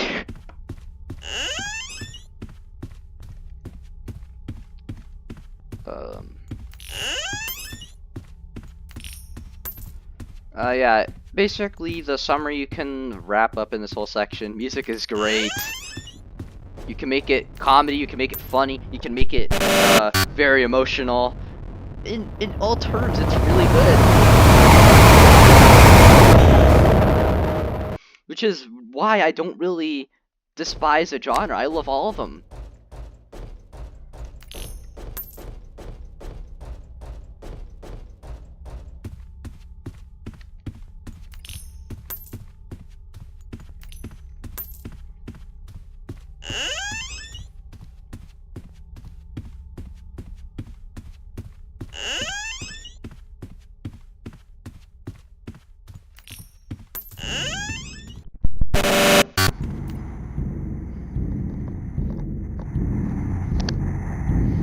Okay, so one of my best teachers was inside my 7th grade, my year of 7th grade. I had a history teacher, which I will say is possibly one of the most memorable teachers I've had. I will forever remember that teacher, forever.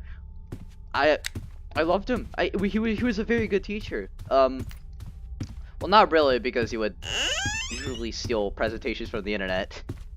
And yeah, he was very open about that. He would occasionally just say, "Hey, I stole these." I'm not that good of a teacher. Anyways, the way he used his experiences in war in Iraq to bring it into the learning education system was actually pretty helpful. Despite the fact that most of the assignments were ripped from online, it was still meaningful. And it all went downhill when he started to enforce writing. Oh my god, I hated that. For the final 3 months of the year, we were forced to write about certain topics about the Texas. Yeah, we were learning Texas history. That was a class. Yeah, I would be lying if I said I loved it. It wasn't all that great. So, in retaliation, we were supposed to write about cotton and how it was such an important, like, it was such an important material for US history. I retaliated and wrote 20 pages. 20 pages. I am not joking. Oh my god, I almost died. Yeah, I wrote 20 pages. I was that mad. I did not really like writing. I was sick of it. So I wrote 20 pages. And, surprisingly, he actually thought it was pretty good. Like, I'm not even kidding. He legitimately thought it was actually pretty good. He was amazed by the fact that I somehow wrote 20 pages. And, like, all the students were going crazy, like, bro, why would you write 20 pages over cotton? Like, it was stupid. I still have the document, by the way. I could send it. like I can send a link in the description. If well, I mean, I don't really know because chances are, oh, halfway point, nice. Chances are the school district removed that from my files because it was like a year ago I wrote that. Not a year ago, like around wait, actually, it's close to a year ago. I written that like in April. It's been 10 months. Nice.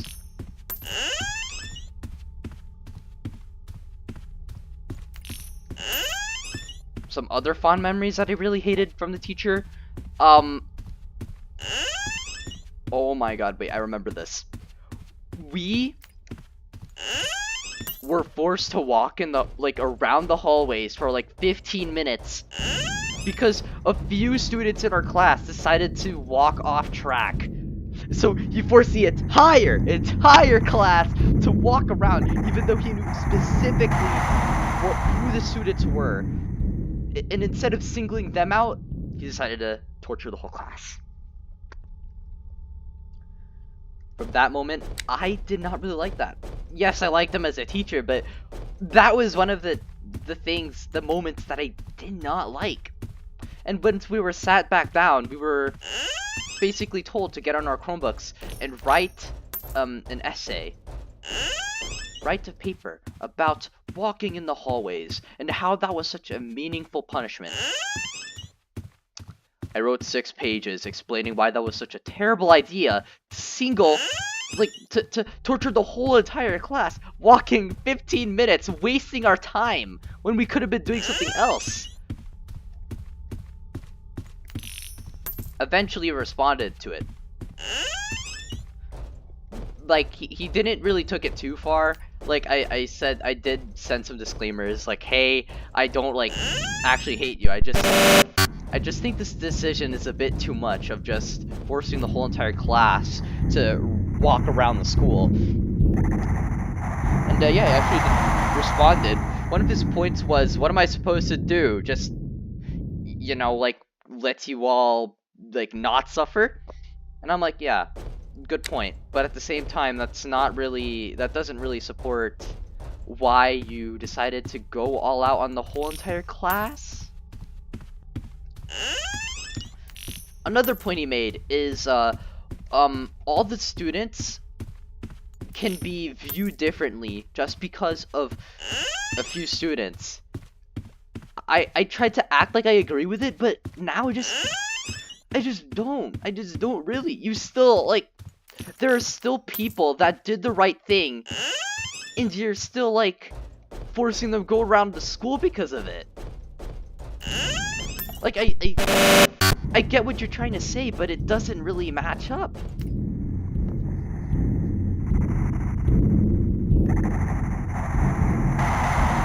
I've been talking for the past, like, 93 minutes. This is so unhealthy. Oh, he's coming back!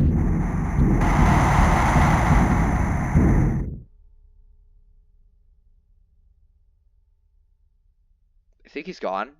Let me just wait until the ambient settles in and then I'll just get out.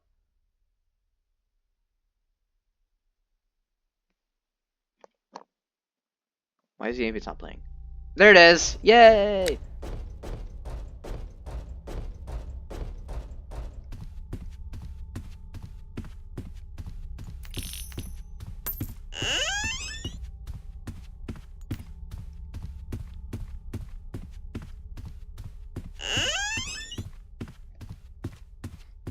But I still do, I will always remember that teacher.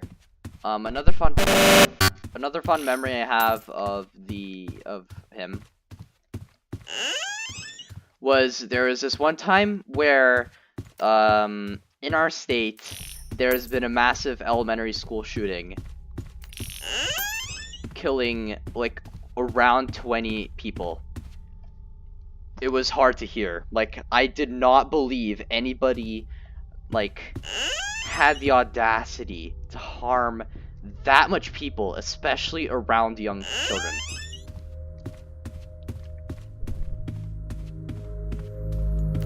And just the fact that I almost got into a school shooting, I felt them. Like, I saw the parents crying about their children's death, and I'm like, wow. it's just purely awful how people can just be this cruel to have the need to harm others. And yeah, the shooter's now dead. He got killed. Understandably so. But I gotta say, the way the police handled it, bro, like, they literally did nothing but be a coward in the school building for an hour and just let him take all the hits. By him, I meant the children. I don't know why I said him. But yeah, I just...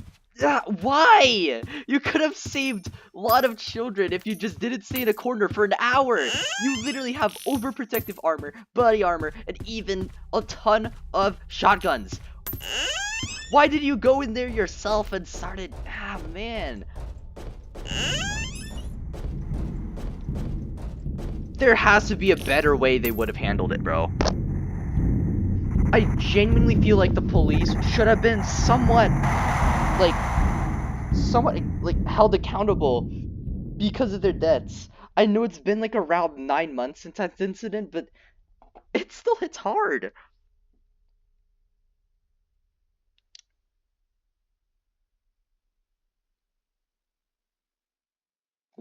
Why is the ambience always taking this long? Come on. There you go. Wasn't that bad, see? I remember, like, my history teacher rambling on about how stupid the police were during that. So, what he did was show us a video, relating to, like, what happened during the, during, like, one of the most famous school shootings in, like, a high school in, I forgot the city. But it was somewhat close. I think it was in California, I don't remember. But the shooter was Nicholas Cruz. He was not a good guy, obviously. I genuinely feel like that guy sucks. He showed us a video. The history teacher showed us a video. It was relating to the shooting, and it was basically like a mapped detailed graph of the whole entire event, where the students were and where the shooter was, and how many people he killed. And while we were all just like absolute disbelief, like, oh my god, no way, this actually happened. And like my history teacher was narrating like everything. Like at the end when the shooter started to run away and there was like a view of like the police just not doing anything, just standing there. He just started crying. Understandably so too. Like that the police officer didn't do anything to save those students. He just like he just became a coward. And just stayed at the downstairs area when he knows dang well he's upstairs. The idea of guns in school scares me as well.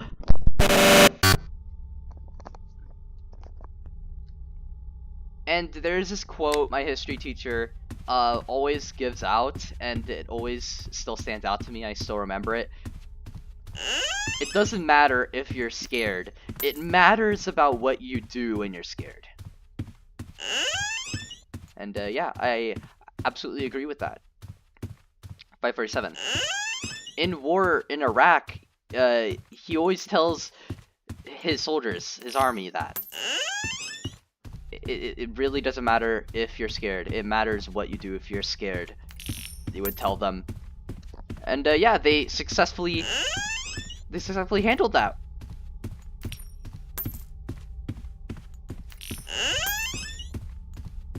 Such an amazing guy. Like, I don't know what if he's like, I don't know what he's doing, where he is, because during the year he promised that the year we were being taught by him was the final year he's teaching. He would be done with this education system, and he's just going to be gone.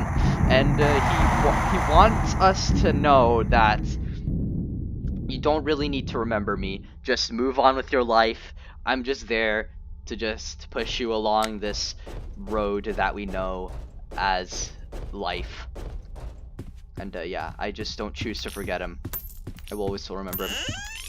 He was an amazing teacher, despite all those awful points he sometimes makes.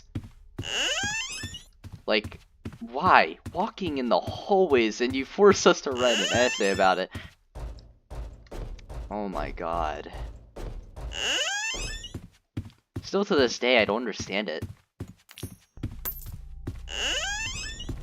Oh, that's real. Aha, United, you suck. Nice try. Again? Really? Oh, what the frick? That was twice all in a locker. That's wild.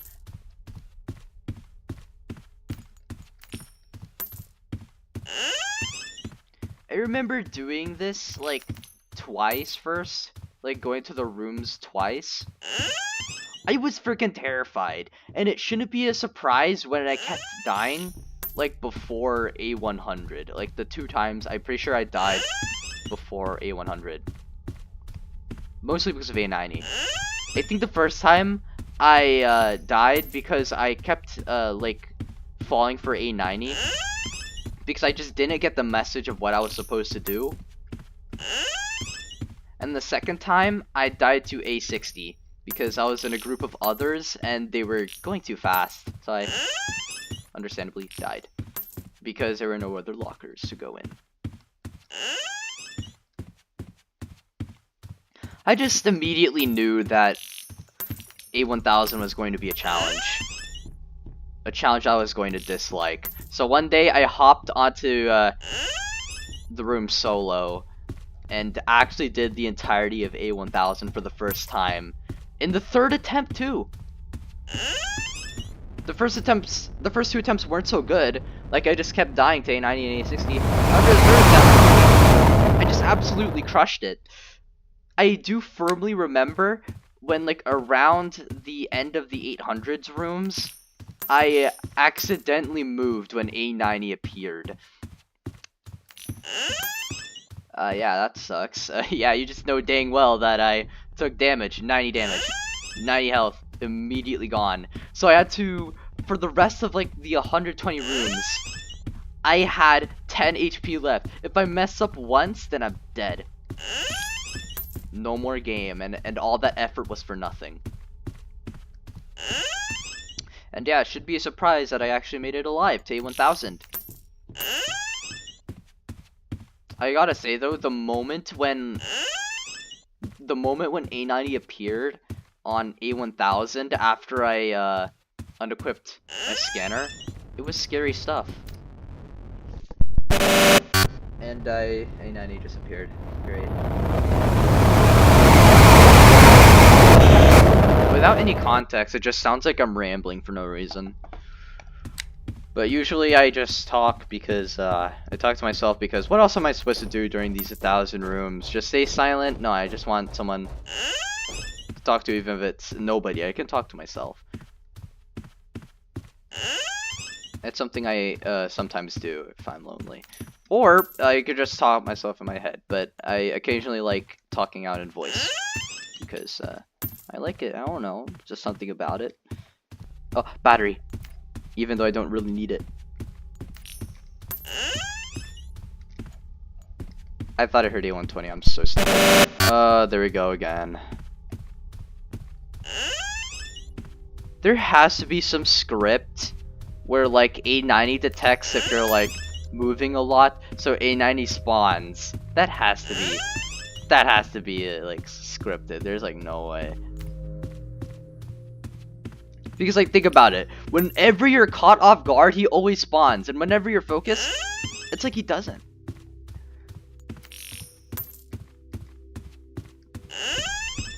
I don't know if that's just me though. That just sounds very coincidental.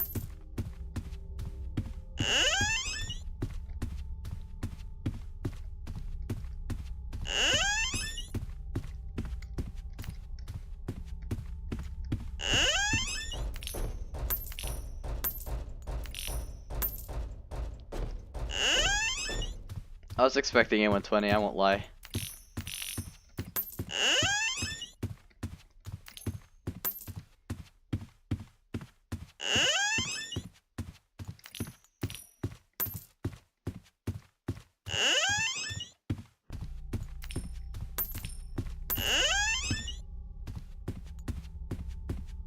We're almost there. 600. I'm trying to be silent because I want to take a break on talking for once and actually focus on the rooms. So yeah, I'll start talking again if I have something to talk about. For now, I'm just gonna stay silent.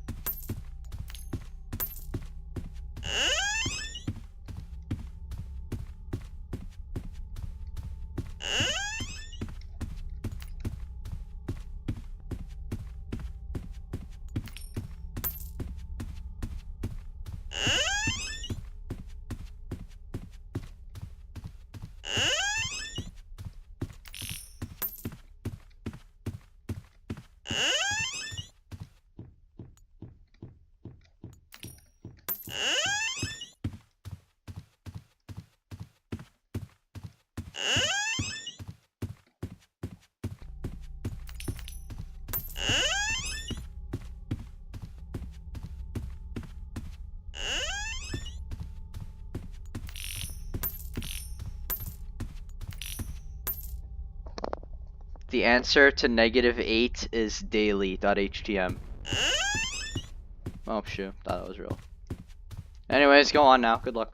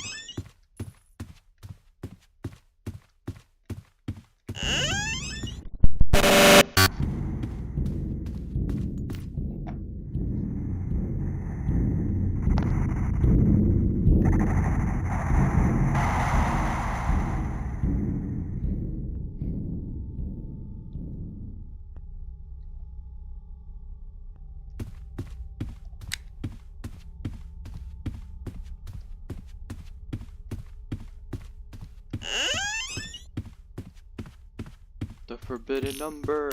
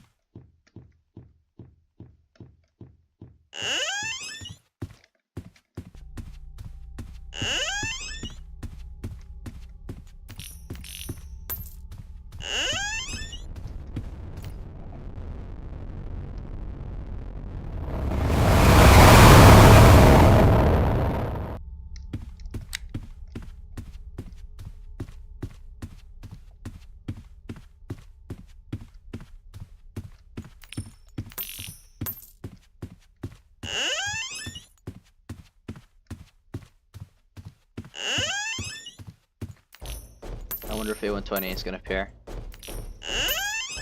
Nope. What about now? Oh wow, that was really surprising. The most common spawn place for A120 to appear twice, and A120 didn't come. Very, very surprising, and did not mean to go in the locker. Bro.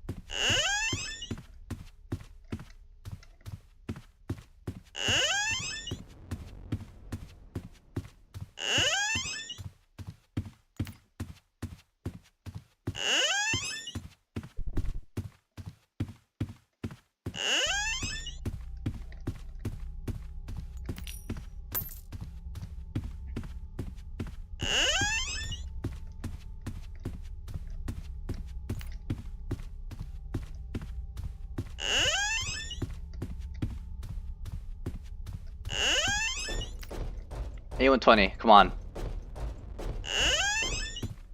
No A120. Oh shoot. Woo, yeah! Okay.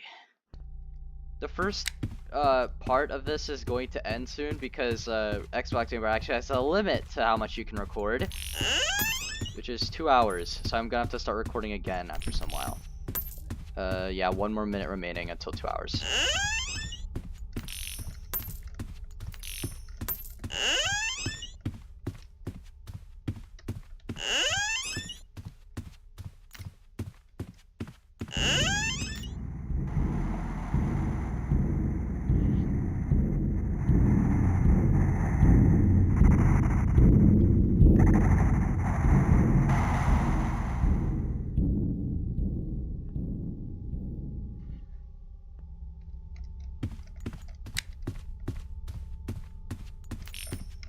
We're almost there. 20 more seconds.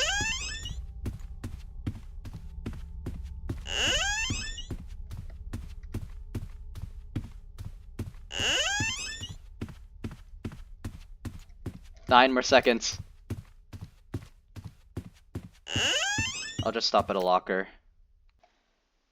So the ending ended at exactly 2 hours as expected. Don't worry, I'm still in the same room, still in the same locker as when that happened. But I do have some I did suddenly randomly have an idea on what to talk about. So advertising, we all hate it somewhat.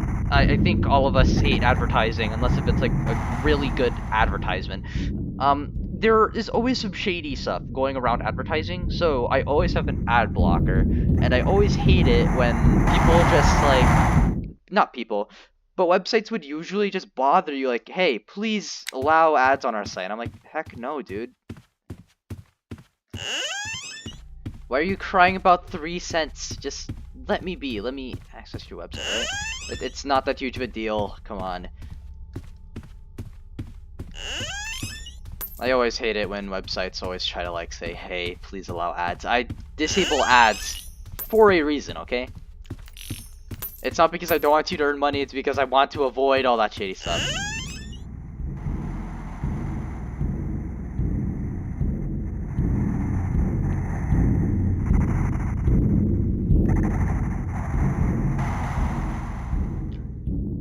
This might be something that you might find me weird for.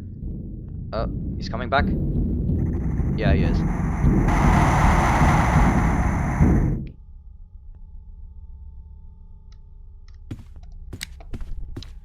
Okay, so this is something that I always like doing. Watch old advertisements. It gives me this nostalgic feeling even though I wasn't alive at that time. Because like, it just feels weird.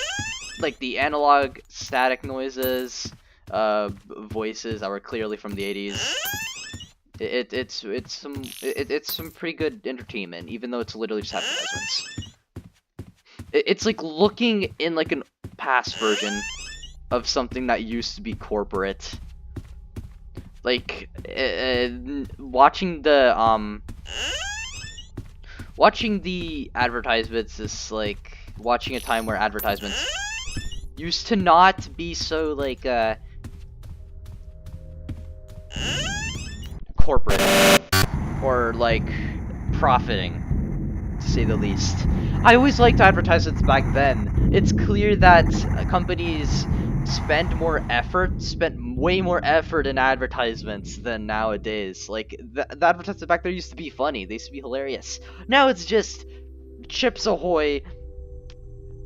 That's one example. What else? Burger King, Arby's. Dude, Arby's has to be one of their only like marketing advertisement campaigns that I actually respect. They're hilarious for some reason. I call me weird, but I just laugh. I find them funny for some reason. Maybe it's because my humor is broken, which probably is. My humor is always broken. Especially one of my restaurants that, not my, but one of my favorite advertising things is Jack in the Box. I loved watching their old commercials. Their modern commercials aren't that good, but their old commercials, dang, they were slapping. I always loved the idea of other companies going criticizing other companies for the jokes, for the laughs, and which is why one of my favorite advertisements it is from Jack in the Box, and it's something like this. It's basically Jack in a white void talking to the audience saying, "Hey, uh, well, not talking to the audience, specifically to the head of McDonald's and Burger King. He says this to the camera. McDonald's, I forgot. McDonald's, he basically recommends McDonald's to, like, right in front of the camera to stop, saving, like, random burgers so they're, like, not newly cooked. You're basically just cheating. And he also looks at Burger King and says, hey, do not reheat Whopper meat. That is disgusting. And, yeah, basically, it's clear that he's getting, like, a lot of fun out of exposing the way, these two restaurants or fast food chains make their burgers. So, he sets up a timer on, like, how long will it take until these two companies, change their ways. Which is basically the whole gimmick of the advertisements. So it started, and then, like, around 6 days later, Jack in the Box released another advertisement saying, like, hey, it's been 6 days, I think. I don't know, it's been like a week, but yeah, Jack just went all out. He wants to call the head of Burger King because he thought, you know what? Maybe McDonald's and Burger King are fine with the way they cook their burgers. It's alright. So, like, in a sarcastic tone too, like, he knows, like, he just wants these companies to change. So basically, he wants to call the head of Burger King. And, that can't happen. Because it's overseas, and Burger King is owned by an English company. And then Jack out of nowhere just says, oh, they're owned by an English company. We've kicked their butts like 200 years ago, so they're just reheating Whopper meat to get even with us. I'm sorry I'm stuttering, but, like, this is purely from memory here. You have no idea how much I watch those commercials. But, yeah, there's another one. Jack in the Box released another advertisement. It was around, like, 20 days in? I forgot. Maybe I mixed the 1-week advertisement with the 20-day advertisement, and then 40 days later they released one, like, 60 days later. Like it's been 60 days since they released their first advertisement about when are they going to change their ways. And yeah, Jack just lies on the floor, just extremely bored, saying I could have been an astronaut, you know, like I passed all the tests, but the reason why I'm here is to help McDonald's and Burger King make better burgers. And yeah, the whole entire series just ends there. I wish it just kept going. Like, it would have been interesting to see, like, 100 days later, you know? Like, a year later. Would have been interesting. I honestly wish companies would do that, but obviously it's been... Oh, crap. Lately, it hasn't really been,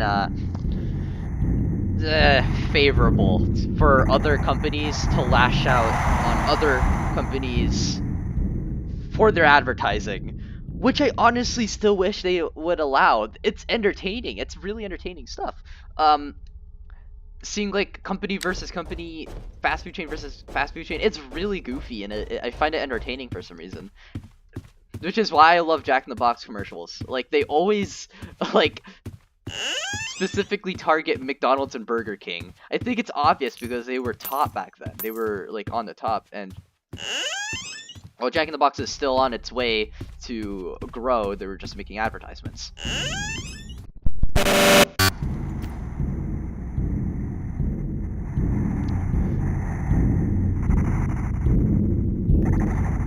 And And yeah, it just all began. They really made such a good decision when they made Jack like an actual mascot, like an actual human being. Because if you didn't know, Jack, the mascot, used to be like a creepy clown head that was always like shown on top of the like the checkout speakers, like the drive-throughs. And let me just say, some people didn't really like them. So in an advertisement, they blew him up. They literally blew up the entire head, and like worldwide, the classic Jack's clown head is removed. Until eventually later, Jack makes a reappearance as a human being, and yeah, he's now the he's now the new mascot. And holy crap, I honestly just wish, that like Jack was still the old Jack, like lashing out at other companies and like, you know, being just a charismatic. Is that the right word? Yeah, charismatic guy. It was really entertaining advertisements, to say the least. Okay, 72. Dang, if advertisements were like that still, I wouldn't have had my ad blocker removed, dude. Like, those advertisements are so good.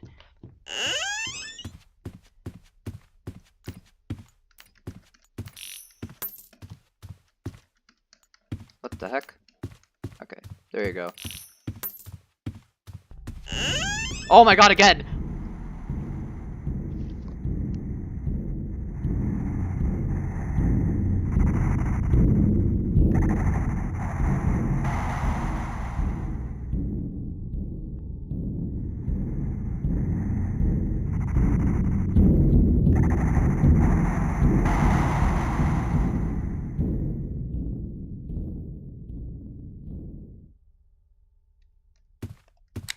I don't know if you guys know this, but Roblox is, has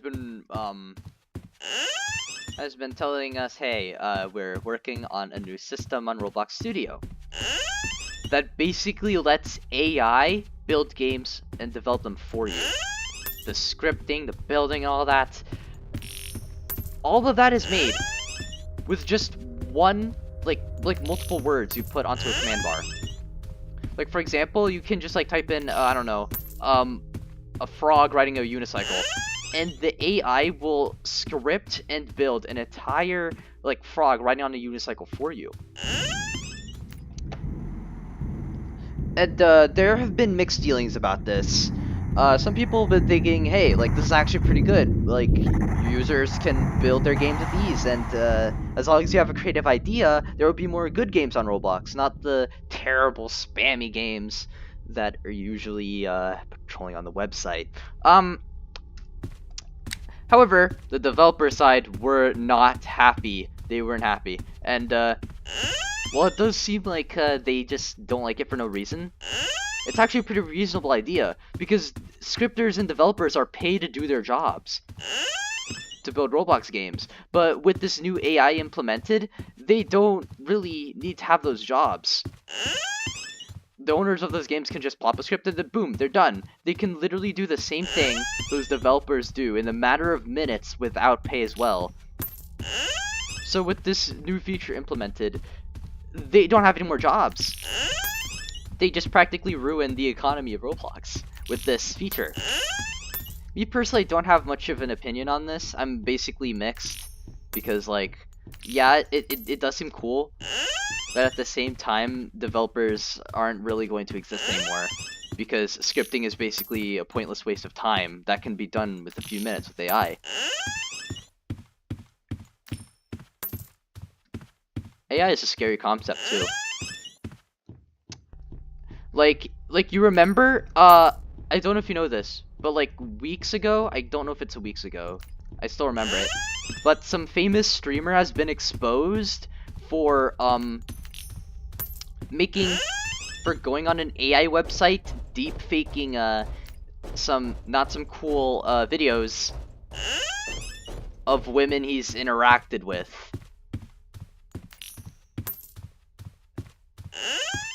I think there's men like with it as well, and it's really weird. It's obviously really weird. If you deep fake your friends and their wives or girlfriends or whatever, you're freaking weird. Like, that's not good. That's a really terrible thing to do. You're just doing that without their permission.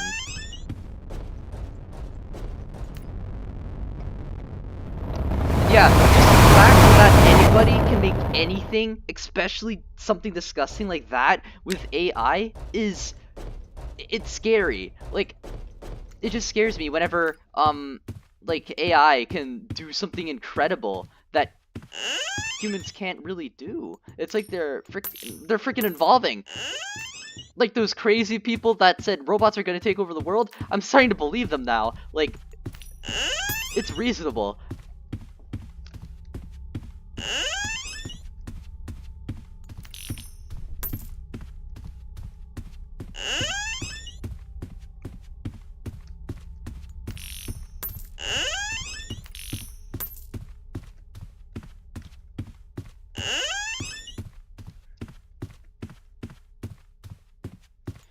I just feel so, like, I just feel so much disbelief that people think that streamer was, like, in no wrong deep faking disgusting videos of of his coworkers, or yeah, it's just not good. Like, how do you spin that as a good thing? They're literally just being forced without their permission to be seen in a light that's not really them.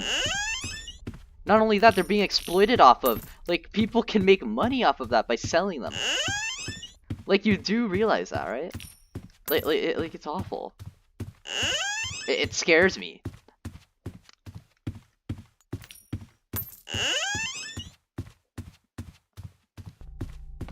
$8.25. $8.26. And while I was scared, you know it's scary stuff too when Tom Scott makes a video too explain how he's also scared of AI. Which is understandable. Anybody can do anything. Literally anything. It's dangerous, you know, it's dangerous.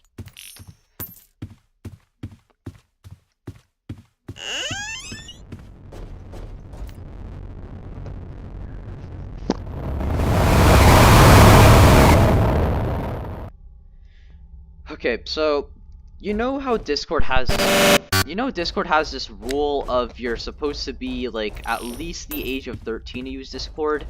I used to thought that was a bunch of bogus. Like a rule that wasn't really needed until I realized how easy it is to experience predatory behavior on Discord. Like, you can hop on any public server, just say you're female or 14, and some random, like, 40-year-old just comes up to you in DMs wanting to do some weird stuff to you. Inside that topic, I acknowledge Chris Hansen's work now.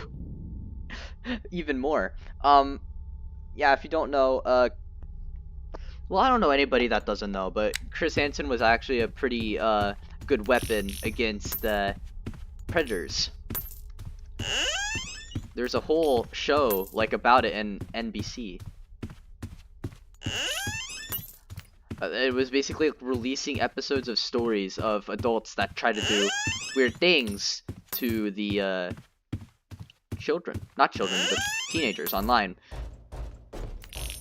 But basically, yeah, it was pretty disturbing stuff.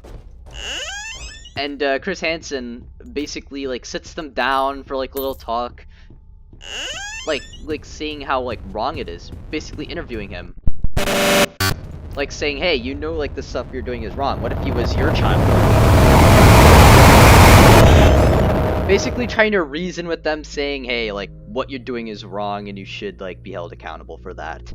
So yeah, it does make me happy how like people are being sent to jail because of this, because like they can literally do malicious stuff with the behavior they're doing, like online.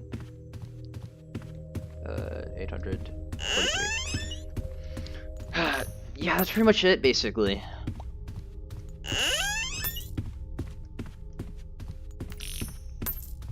Oh, I just suddenly remembered about EDP, bro. That was goofy.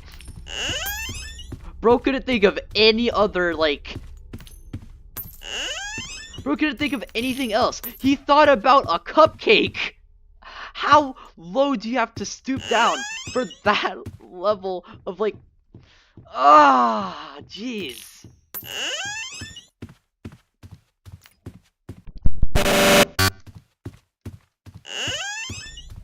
I just came here for a cupcake, not to, do some naughty things to a 13-year-old that I met online. Yeah, sure, buddy.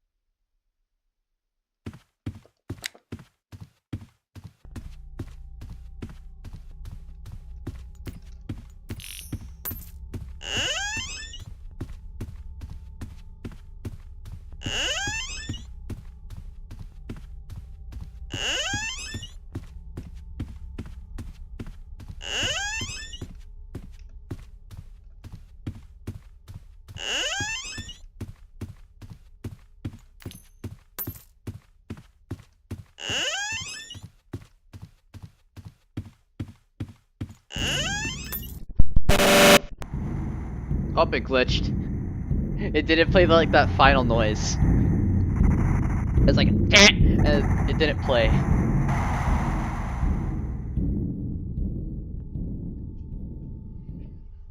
Alright.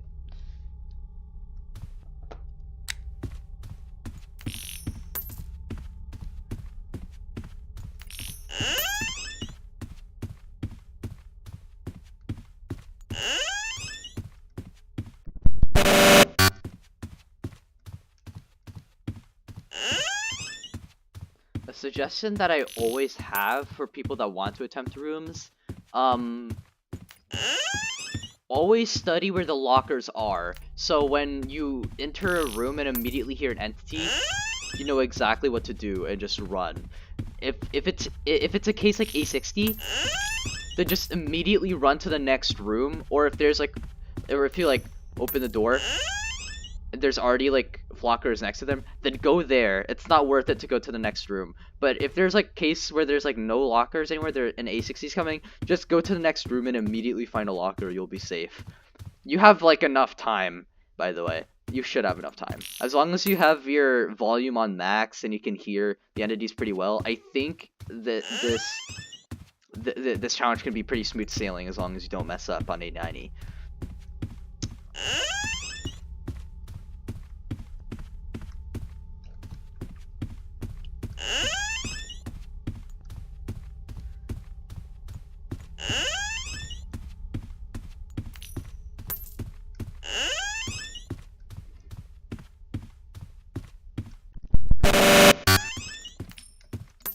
That's wild.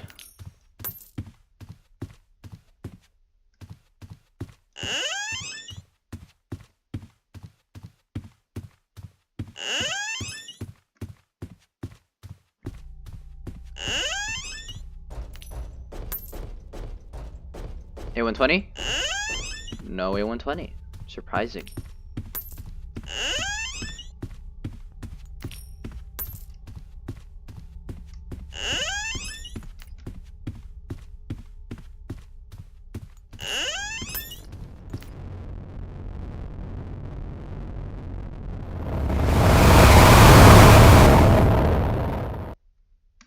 By the way, a small tip for you, A60 and A120 always, like, their noises always spawn when you enter in a new room.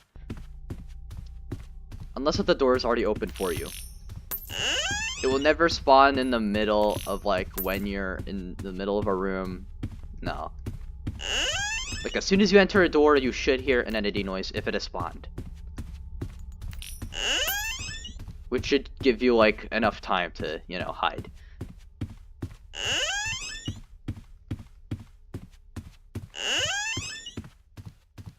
We're almost there to the final 100. Yeah.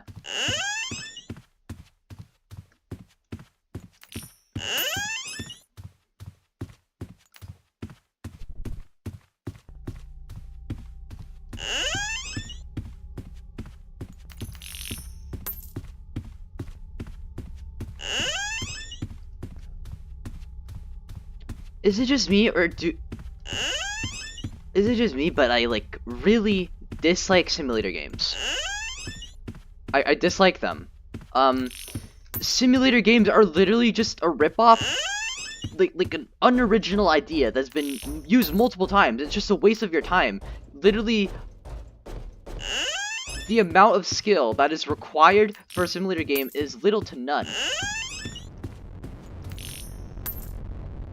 All you do is, like, do the same thing over and over again, and then you basically just upgrade to earn even more.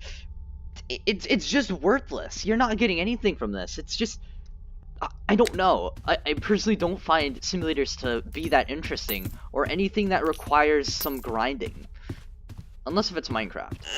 Minecraft actually has, like, skill required. And while it is kind of boring, where you have to do the same thing multiple times, you do actually get some pretty cool action in the game. Unless if you're a scaredy cat like me who refuses to go to the nether.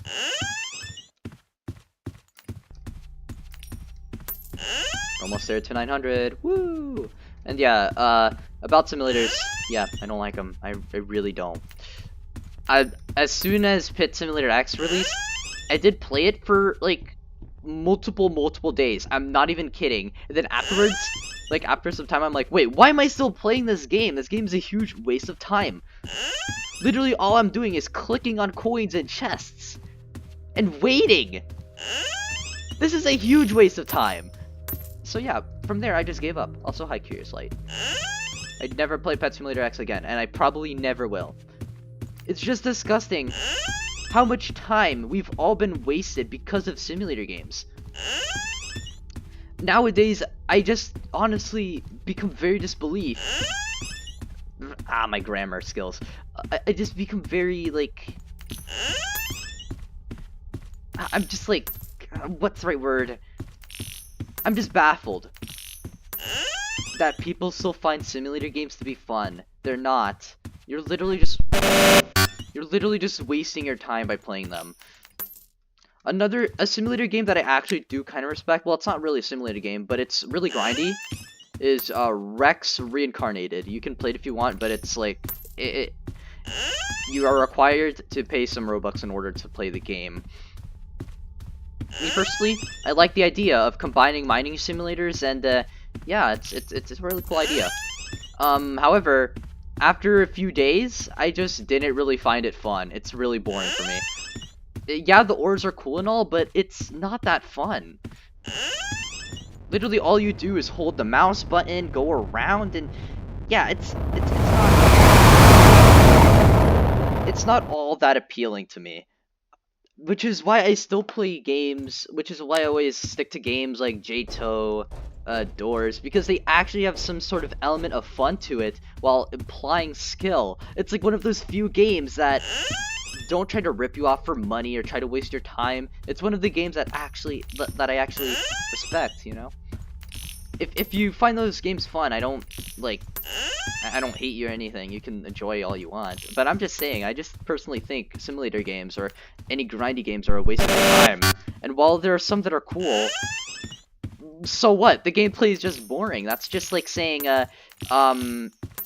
this, pile of crap looks cool. Okay, yeah, but what? Like, really terrible analogy, but I couldn't think of anything else.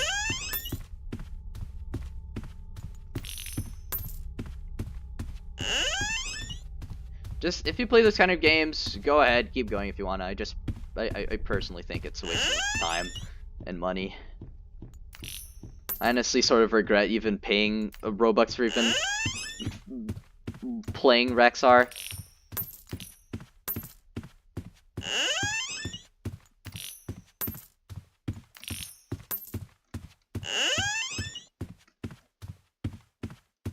But I gotta say though, I have to respect Rex though. Like they actually have a pretty good way of optimizing lag. It's actually pretty cool.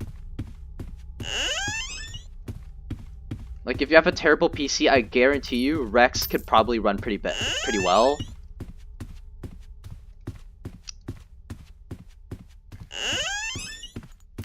Well, unless if you have terrible internet. If you have terrible internet, then I'm sorry, Rex is probably not going to work for you.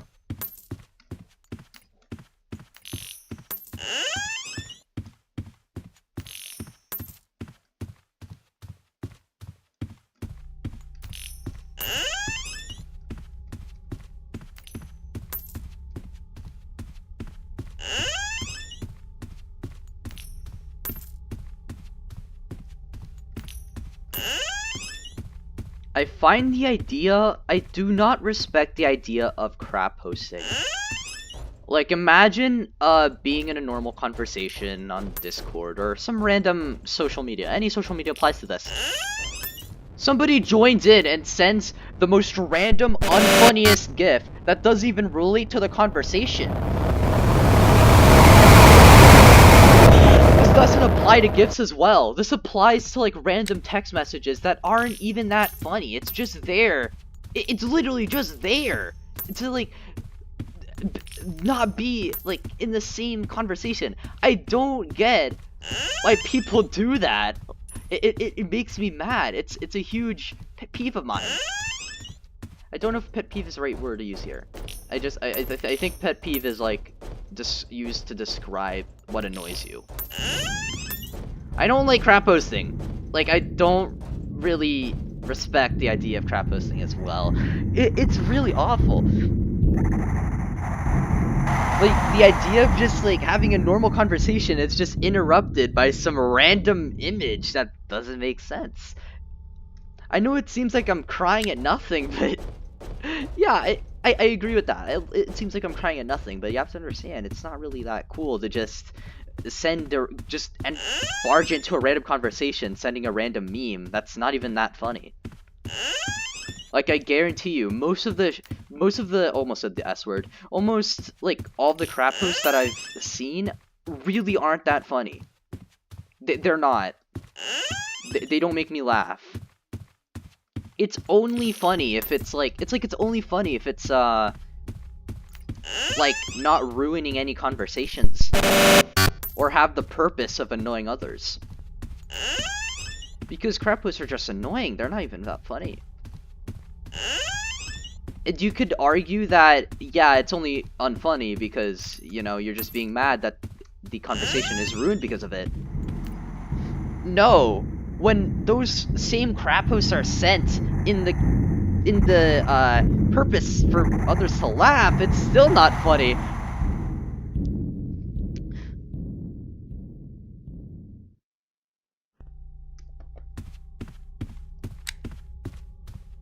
Like, let me just say this. Meme channels in servers are there for a reason, not the general chat. That's another thing I don't get.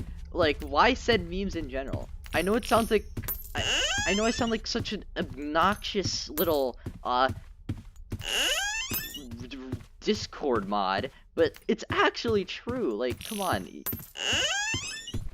Like, it's not cool to just go into some random conversation and send the unfunniest meme in humanity.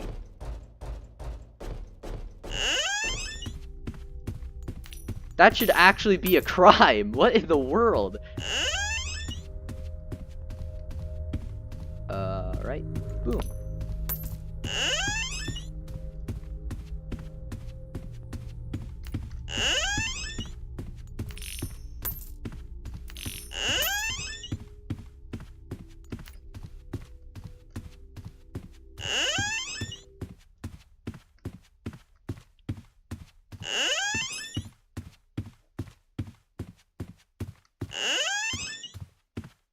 I just really hope I'm not the only person out there that views crap posting as a terrible thing. It probably seems like I'm lashing out at nothing, to be honest. Which is fair. After all, it's literally just few words or just an image. But it's really annoying. It's really rude to just go into a conversation and send something like that, you know? This doesn't apply online too. Imagine doing something similar IRL. Like, just imagine like a couple just talking it out, and then you randomly join in saying like "being chilling" or something. Obviously, they're just gonna find you annoying. Like, the same things apply IRL.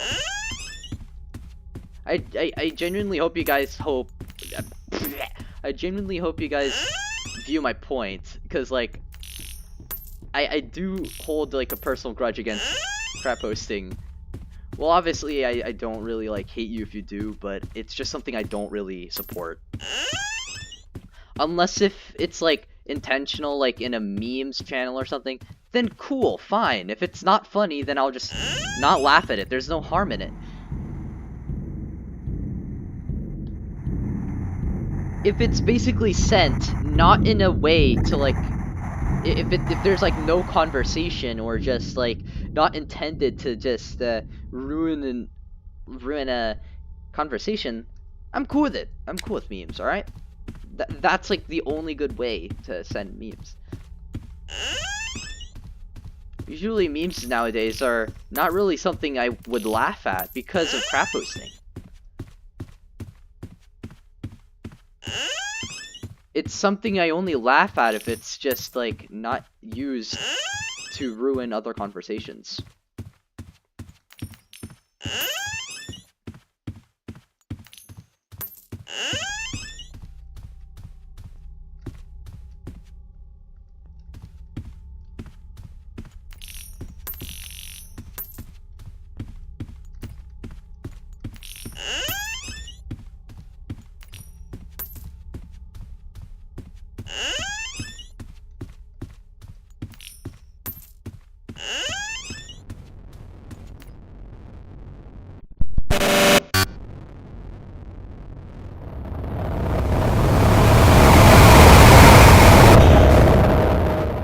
I'm kind of shaky right now, I won't lie. It's like the third time I've made it here.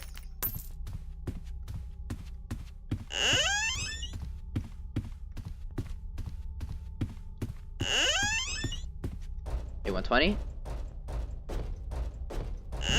Oh, knew it.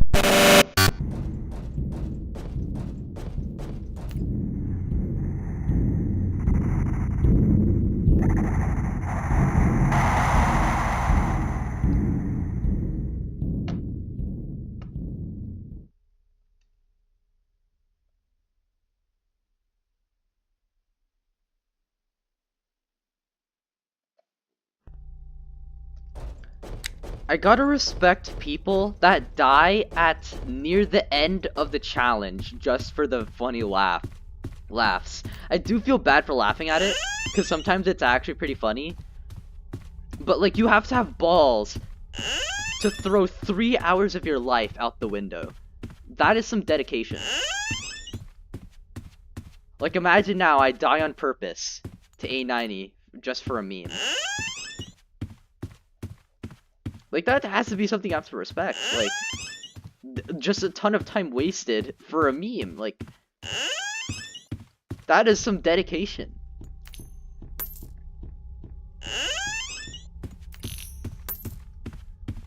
$9.99, here it is. Oh my god, yes!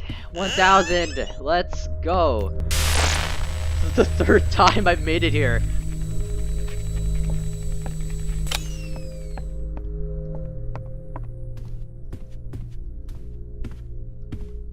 Let me just like take a picture of this. God, that is so nice to see. What if I like send like my graphics quality to like 5? Actually no, 10. It's not that laggy. Let me just take a screenshot of this. That feels good. Alright, time to go back to doors. You have to beat it. Oh my god, okay, I'm just gonna try to be focused. If ambush appears, I have to use the crucifix on him. Like, I do not really want to risk the chance of losing it all to ambush.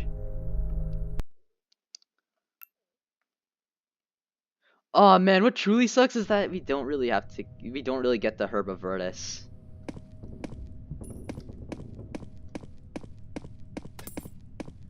Let's keep going. 12,000 knobs now! Oh my god! We're already starting off strong. Next is 70, right? Next has to be 70. Okay, next is 71.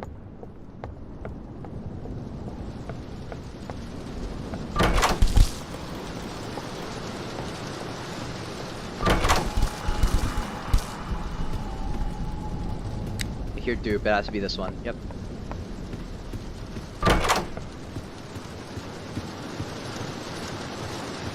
Thank God I have vitamins. So, yeah, I can explain my strat for door 100, which works all the time for some reason.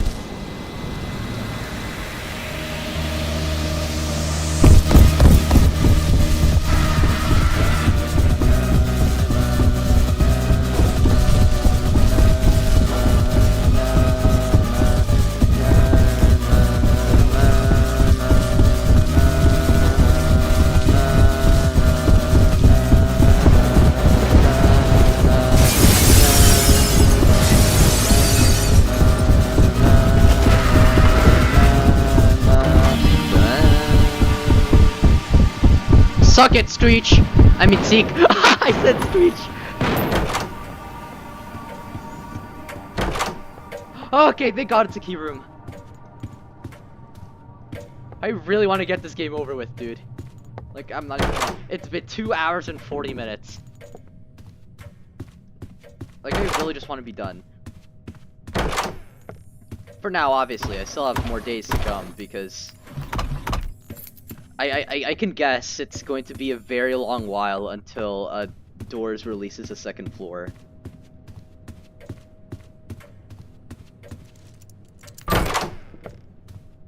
Wait, Nexus 82, right? Yeah, Nexus 82. Oh, it's not even a dupe door, so it doesn't even matter. Let's see what's behind here. I am not wasting a single lockpick. Actually, you know what? I don't care. It's just...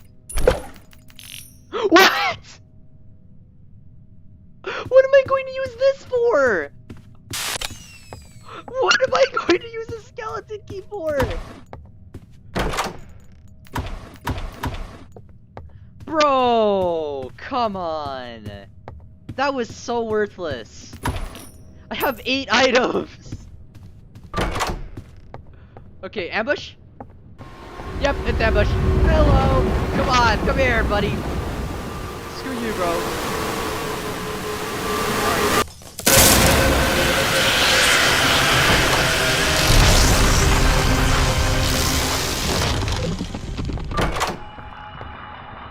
Dang, using the crucifix on him always feels good. Oh, that's probably rush.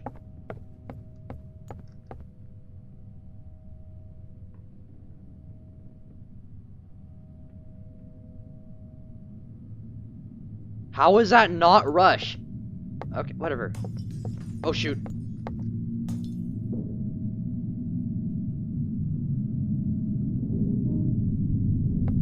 Oh my god, I can hear the ambience of like the tuba going off. I don't like it. 86. That is it! That is rush! That is rush right there! Run! Oh my god. I have never been so terrified of a rush until that moment, dude. Oh my god, that was scary. Okay, moving on. Nexus 89. Nope.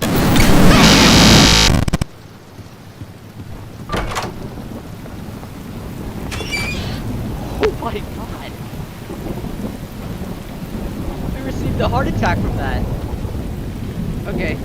Okay, we got this. We got this. We're gonna go through this. Beat the greenhouse, and we'll be done. We're good.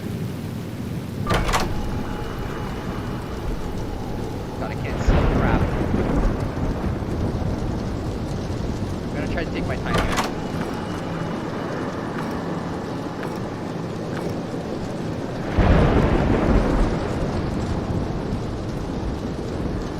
Thank you, Laggy Lights. You are really helpful. Oh god, that's Rush!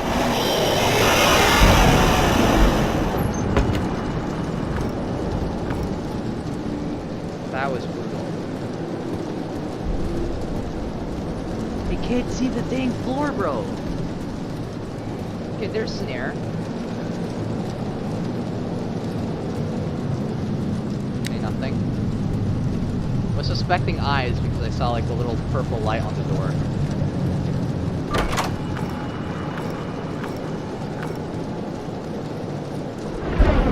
Oh, went out. Yep, that's Rush.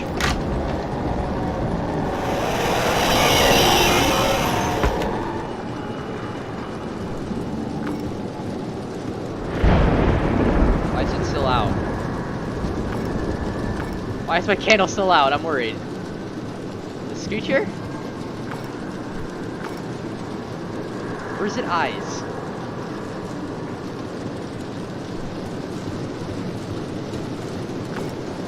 I can't see garbage, bro. There it is. Yep, there's eyes. Ah! I did not mean to look at you. Oh, where are you? Okay. So that's why my candle has been working. That makes sense. Let's keep going. This time not look at eyes. Easy. Get out there. Is Rush? Is Rush? Is Rush? Is Rush? Is Rush? Ah! Is Rush? Rush usually like spawns in 97. So like, I don't know. Especially a double rush. Double rushes always happen at 97! Get out of my face, dude! 97.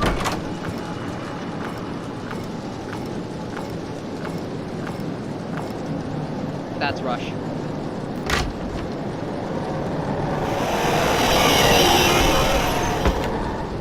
Double Rush?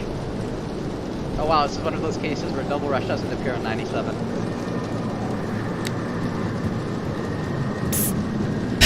Get out.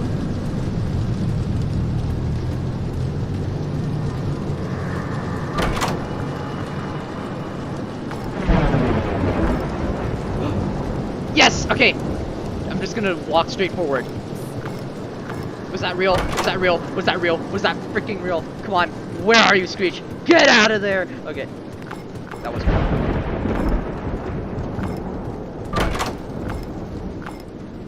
Oh my god, I need a pee break, bro. Alright, let's look through the. Alright, so there are some batteries, I mean, or fuses or whatever we would like to call them, in here. Okay, good. There are also some batteries over there, and this. There's also some batteries like over there lying on the ground, which isn't really the best sign. I'm gonna hurry up and like take a leak, take a number 1 real quick. I'll be right back.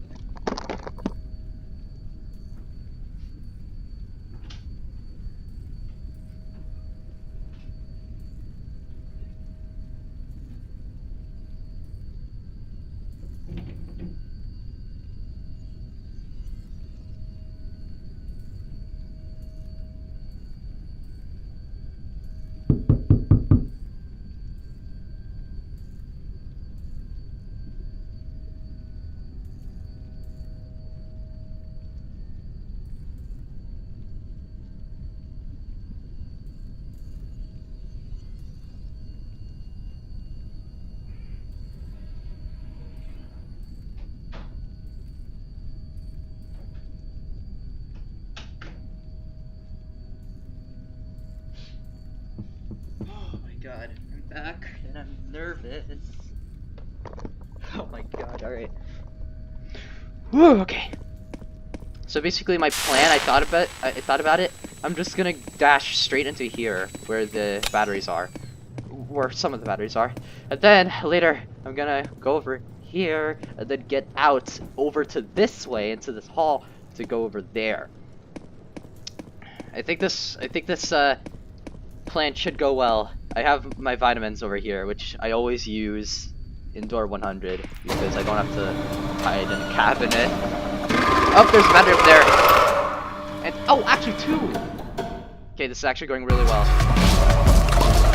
Go. Run like the wind.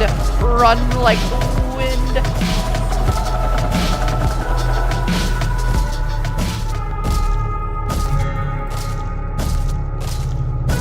Oh man, I'm nervous.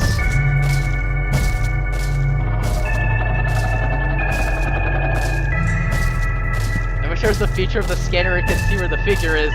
That would be really helpful.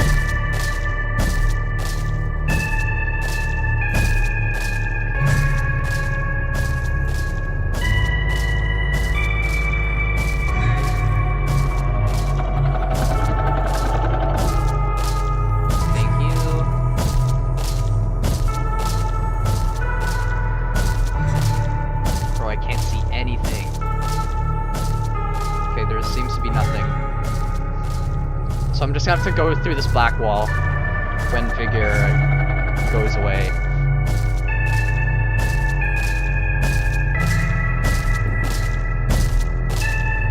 Oh!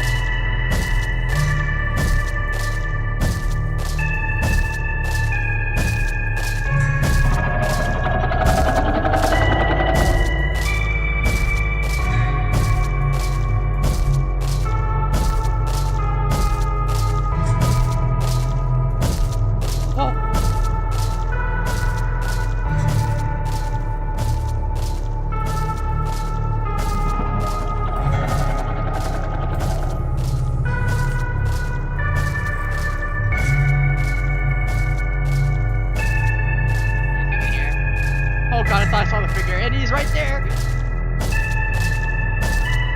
He just tripped.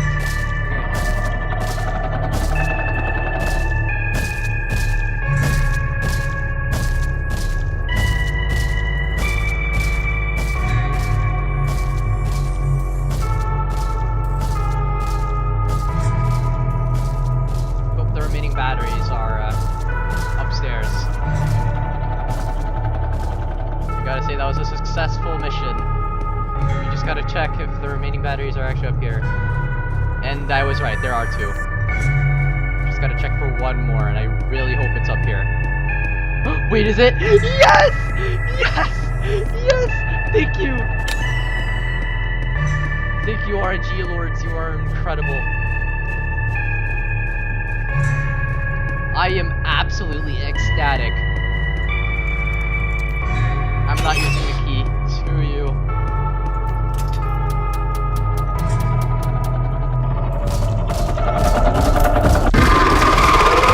L.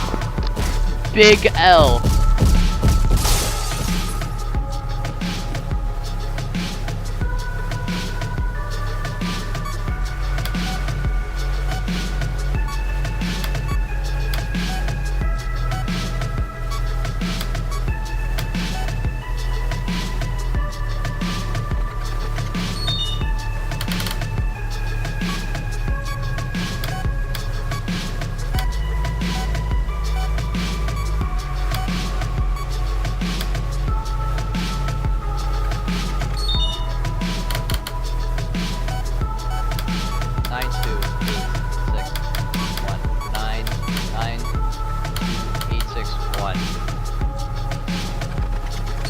Got it. This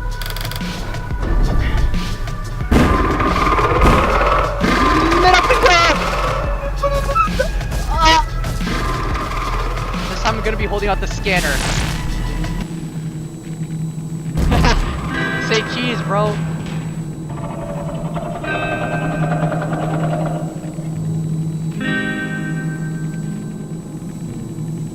Oh my god, that was a wild journey.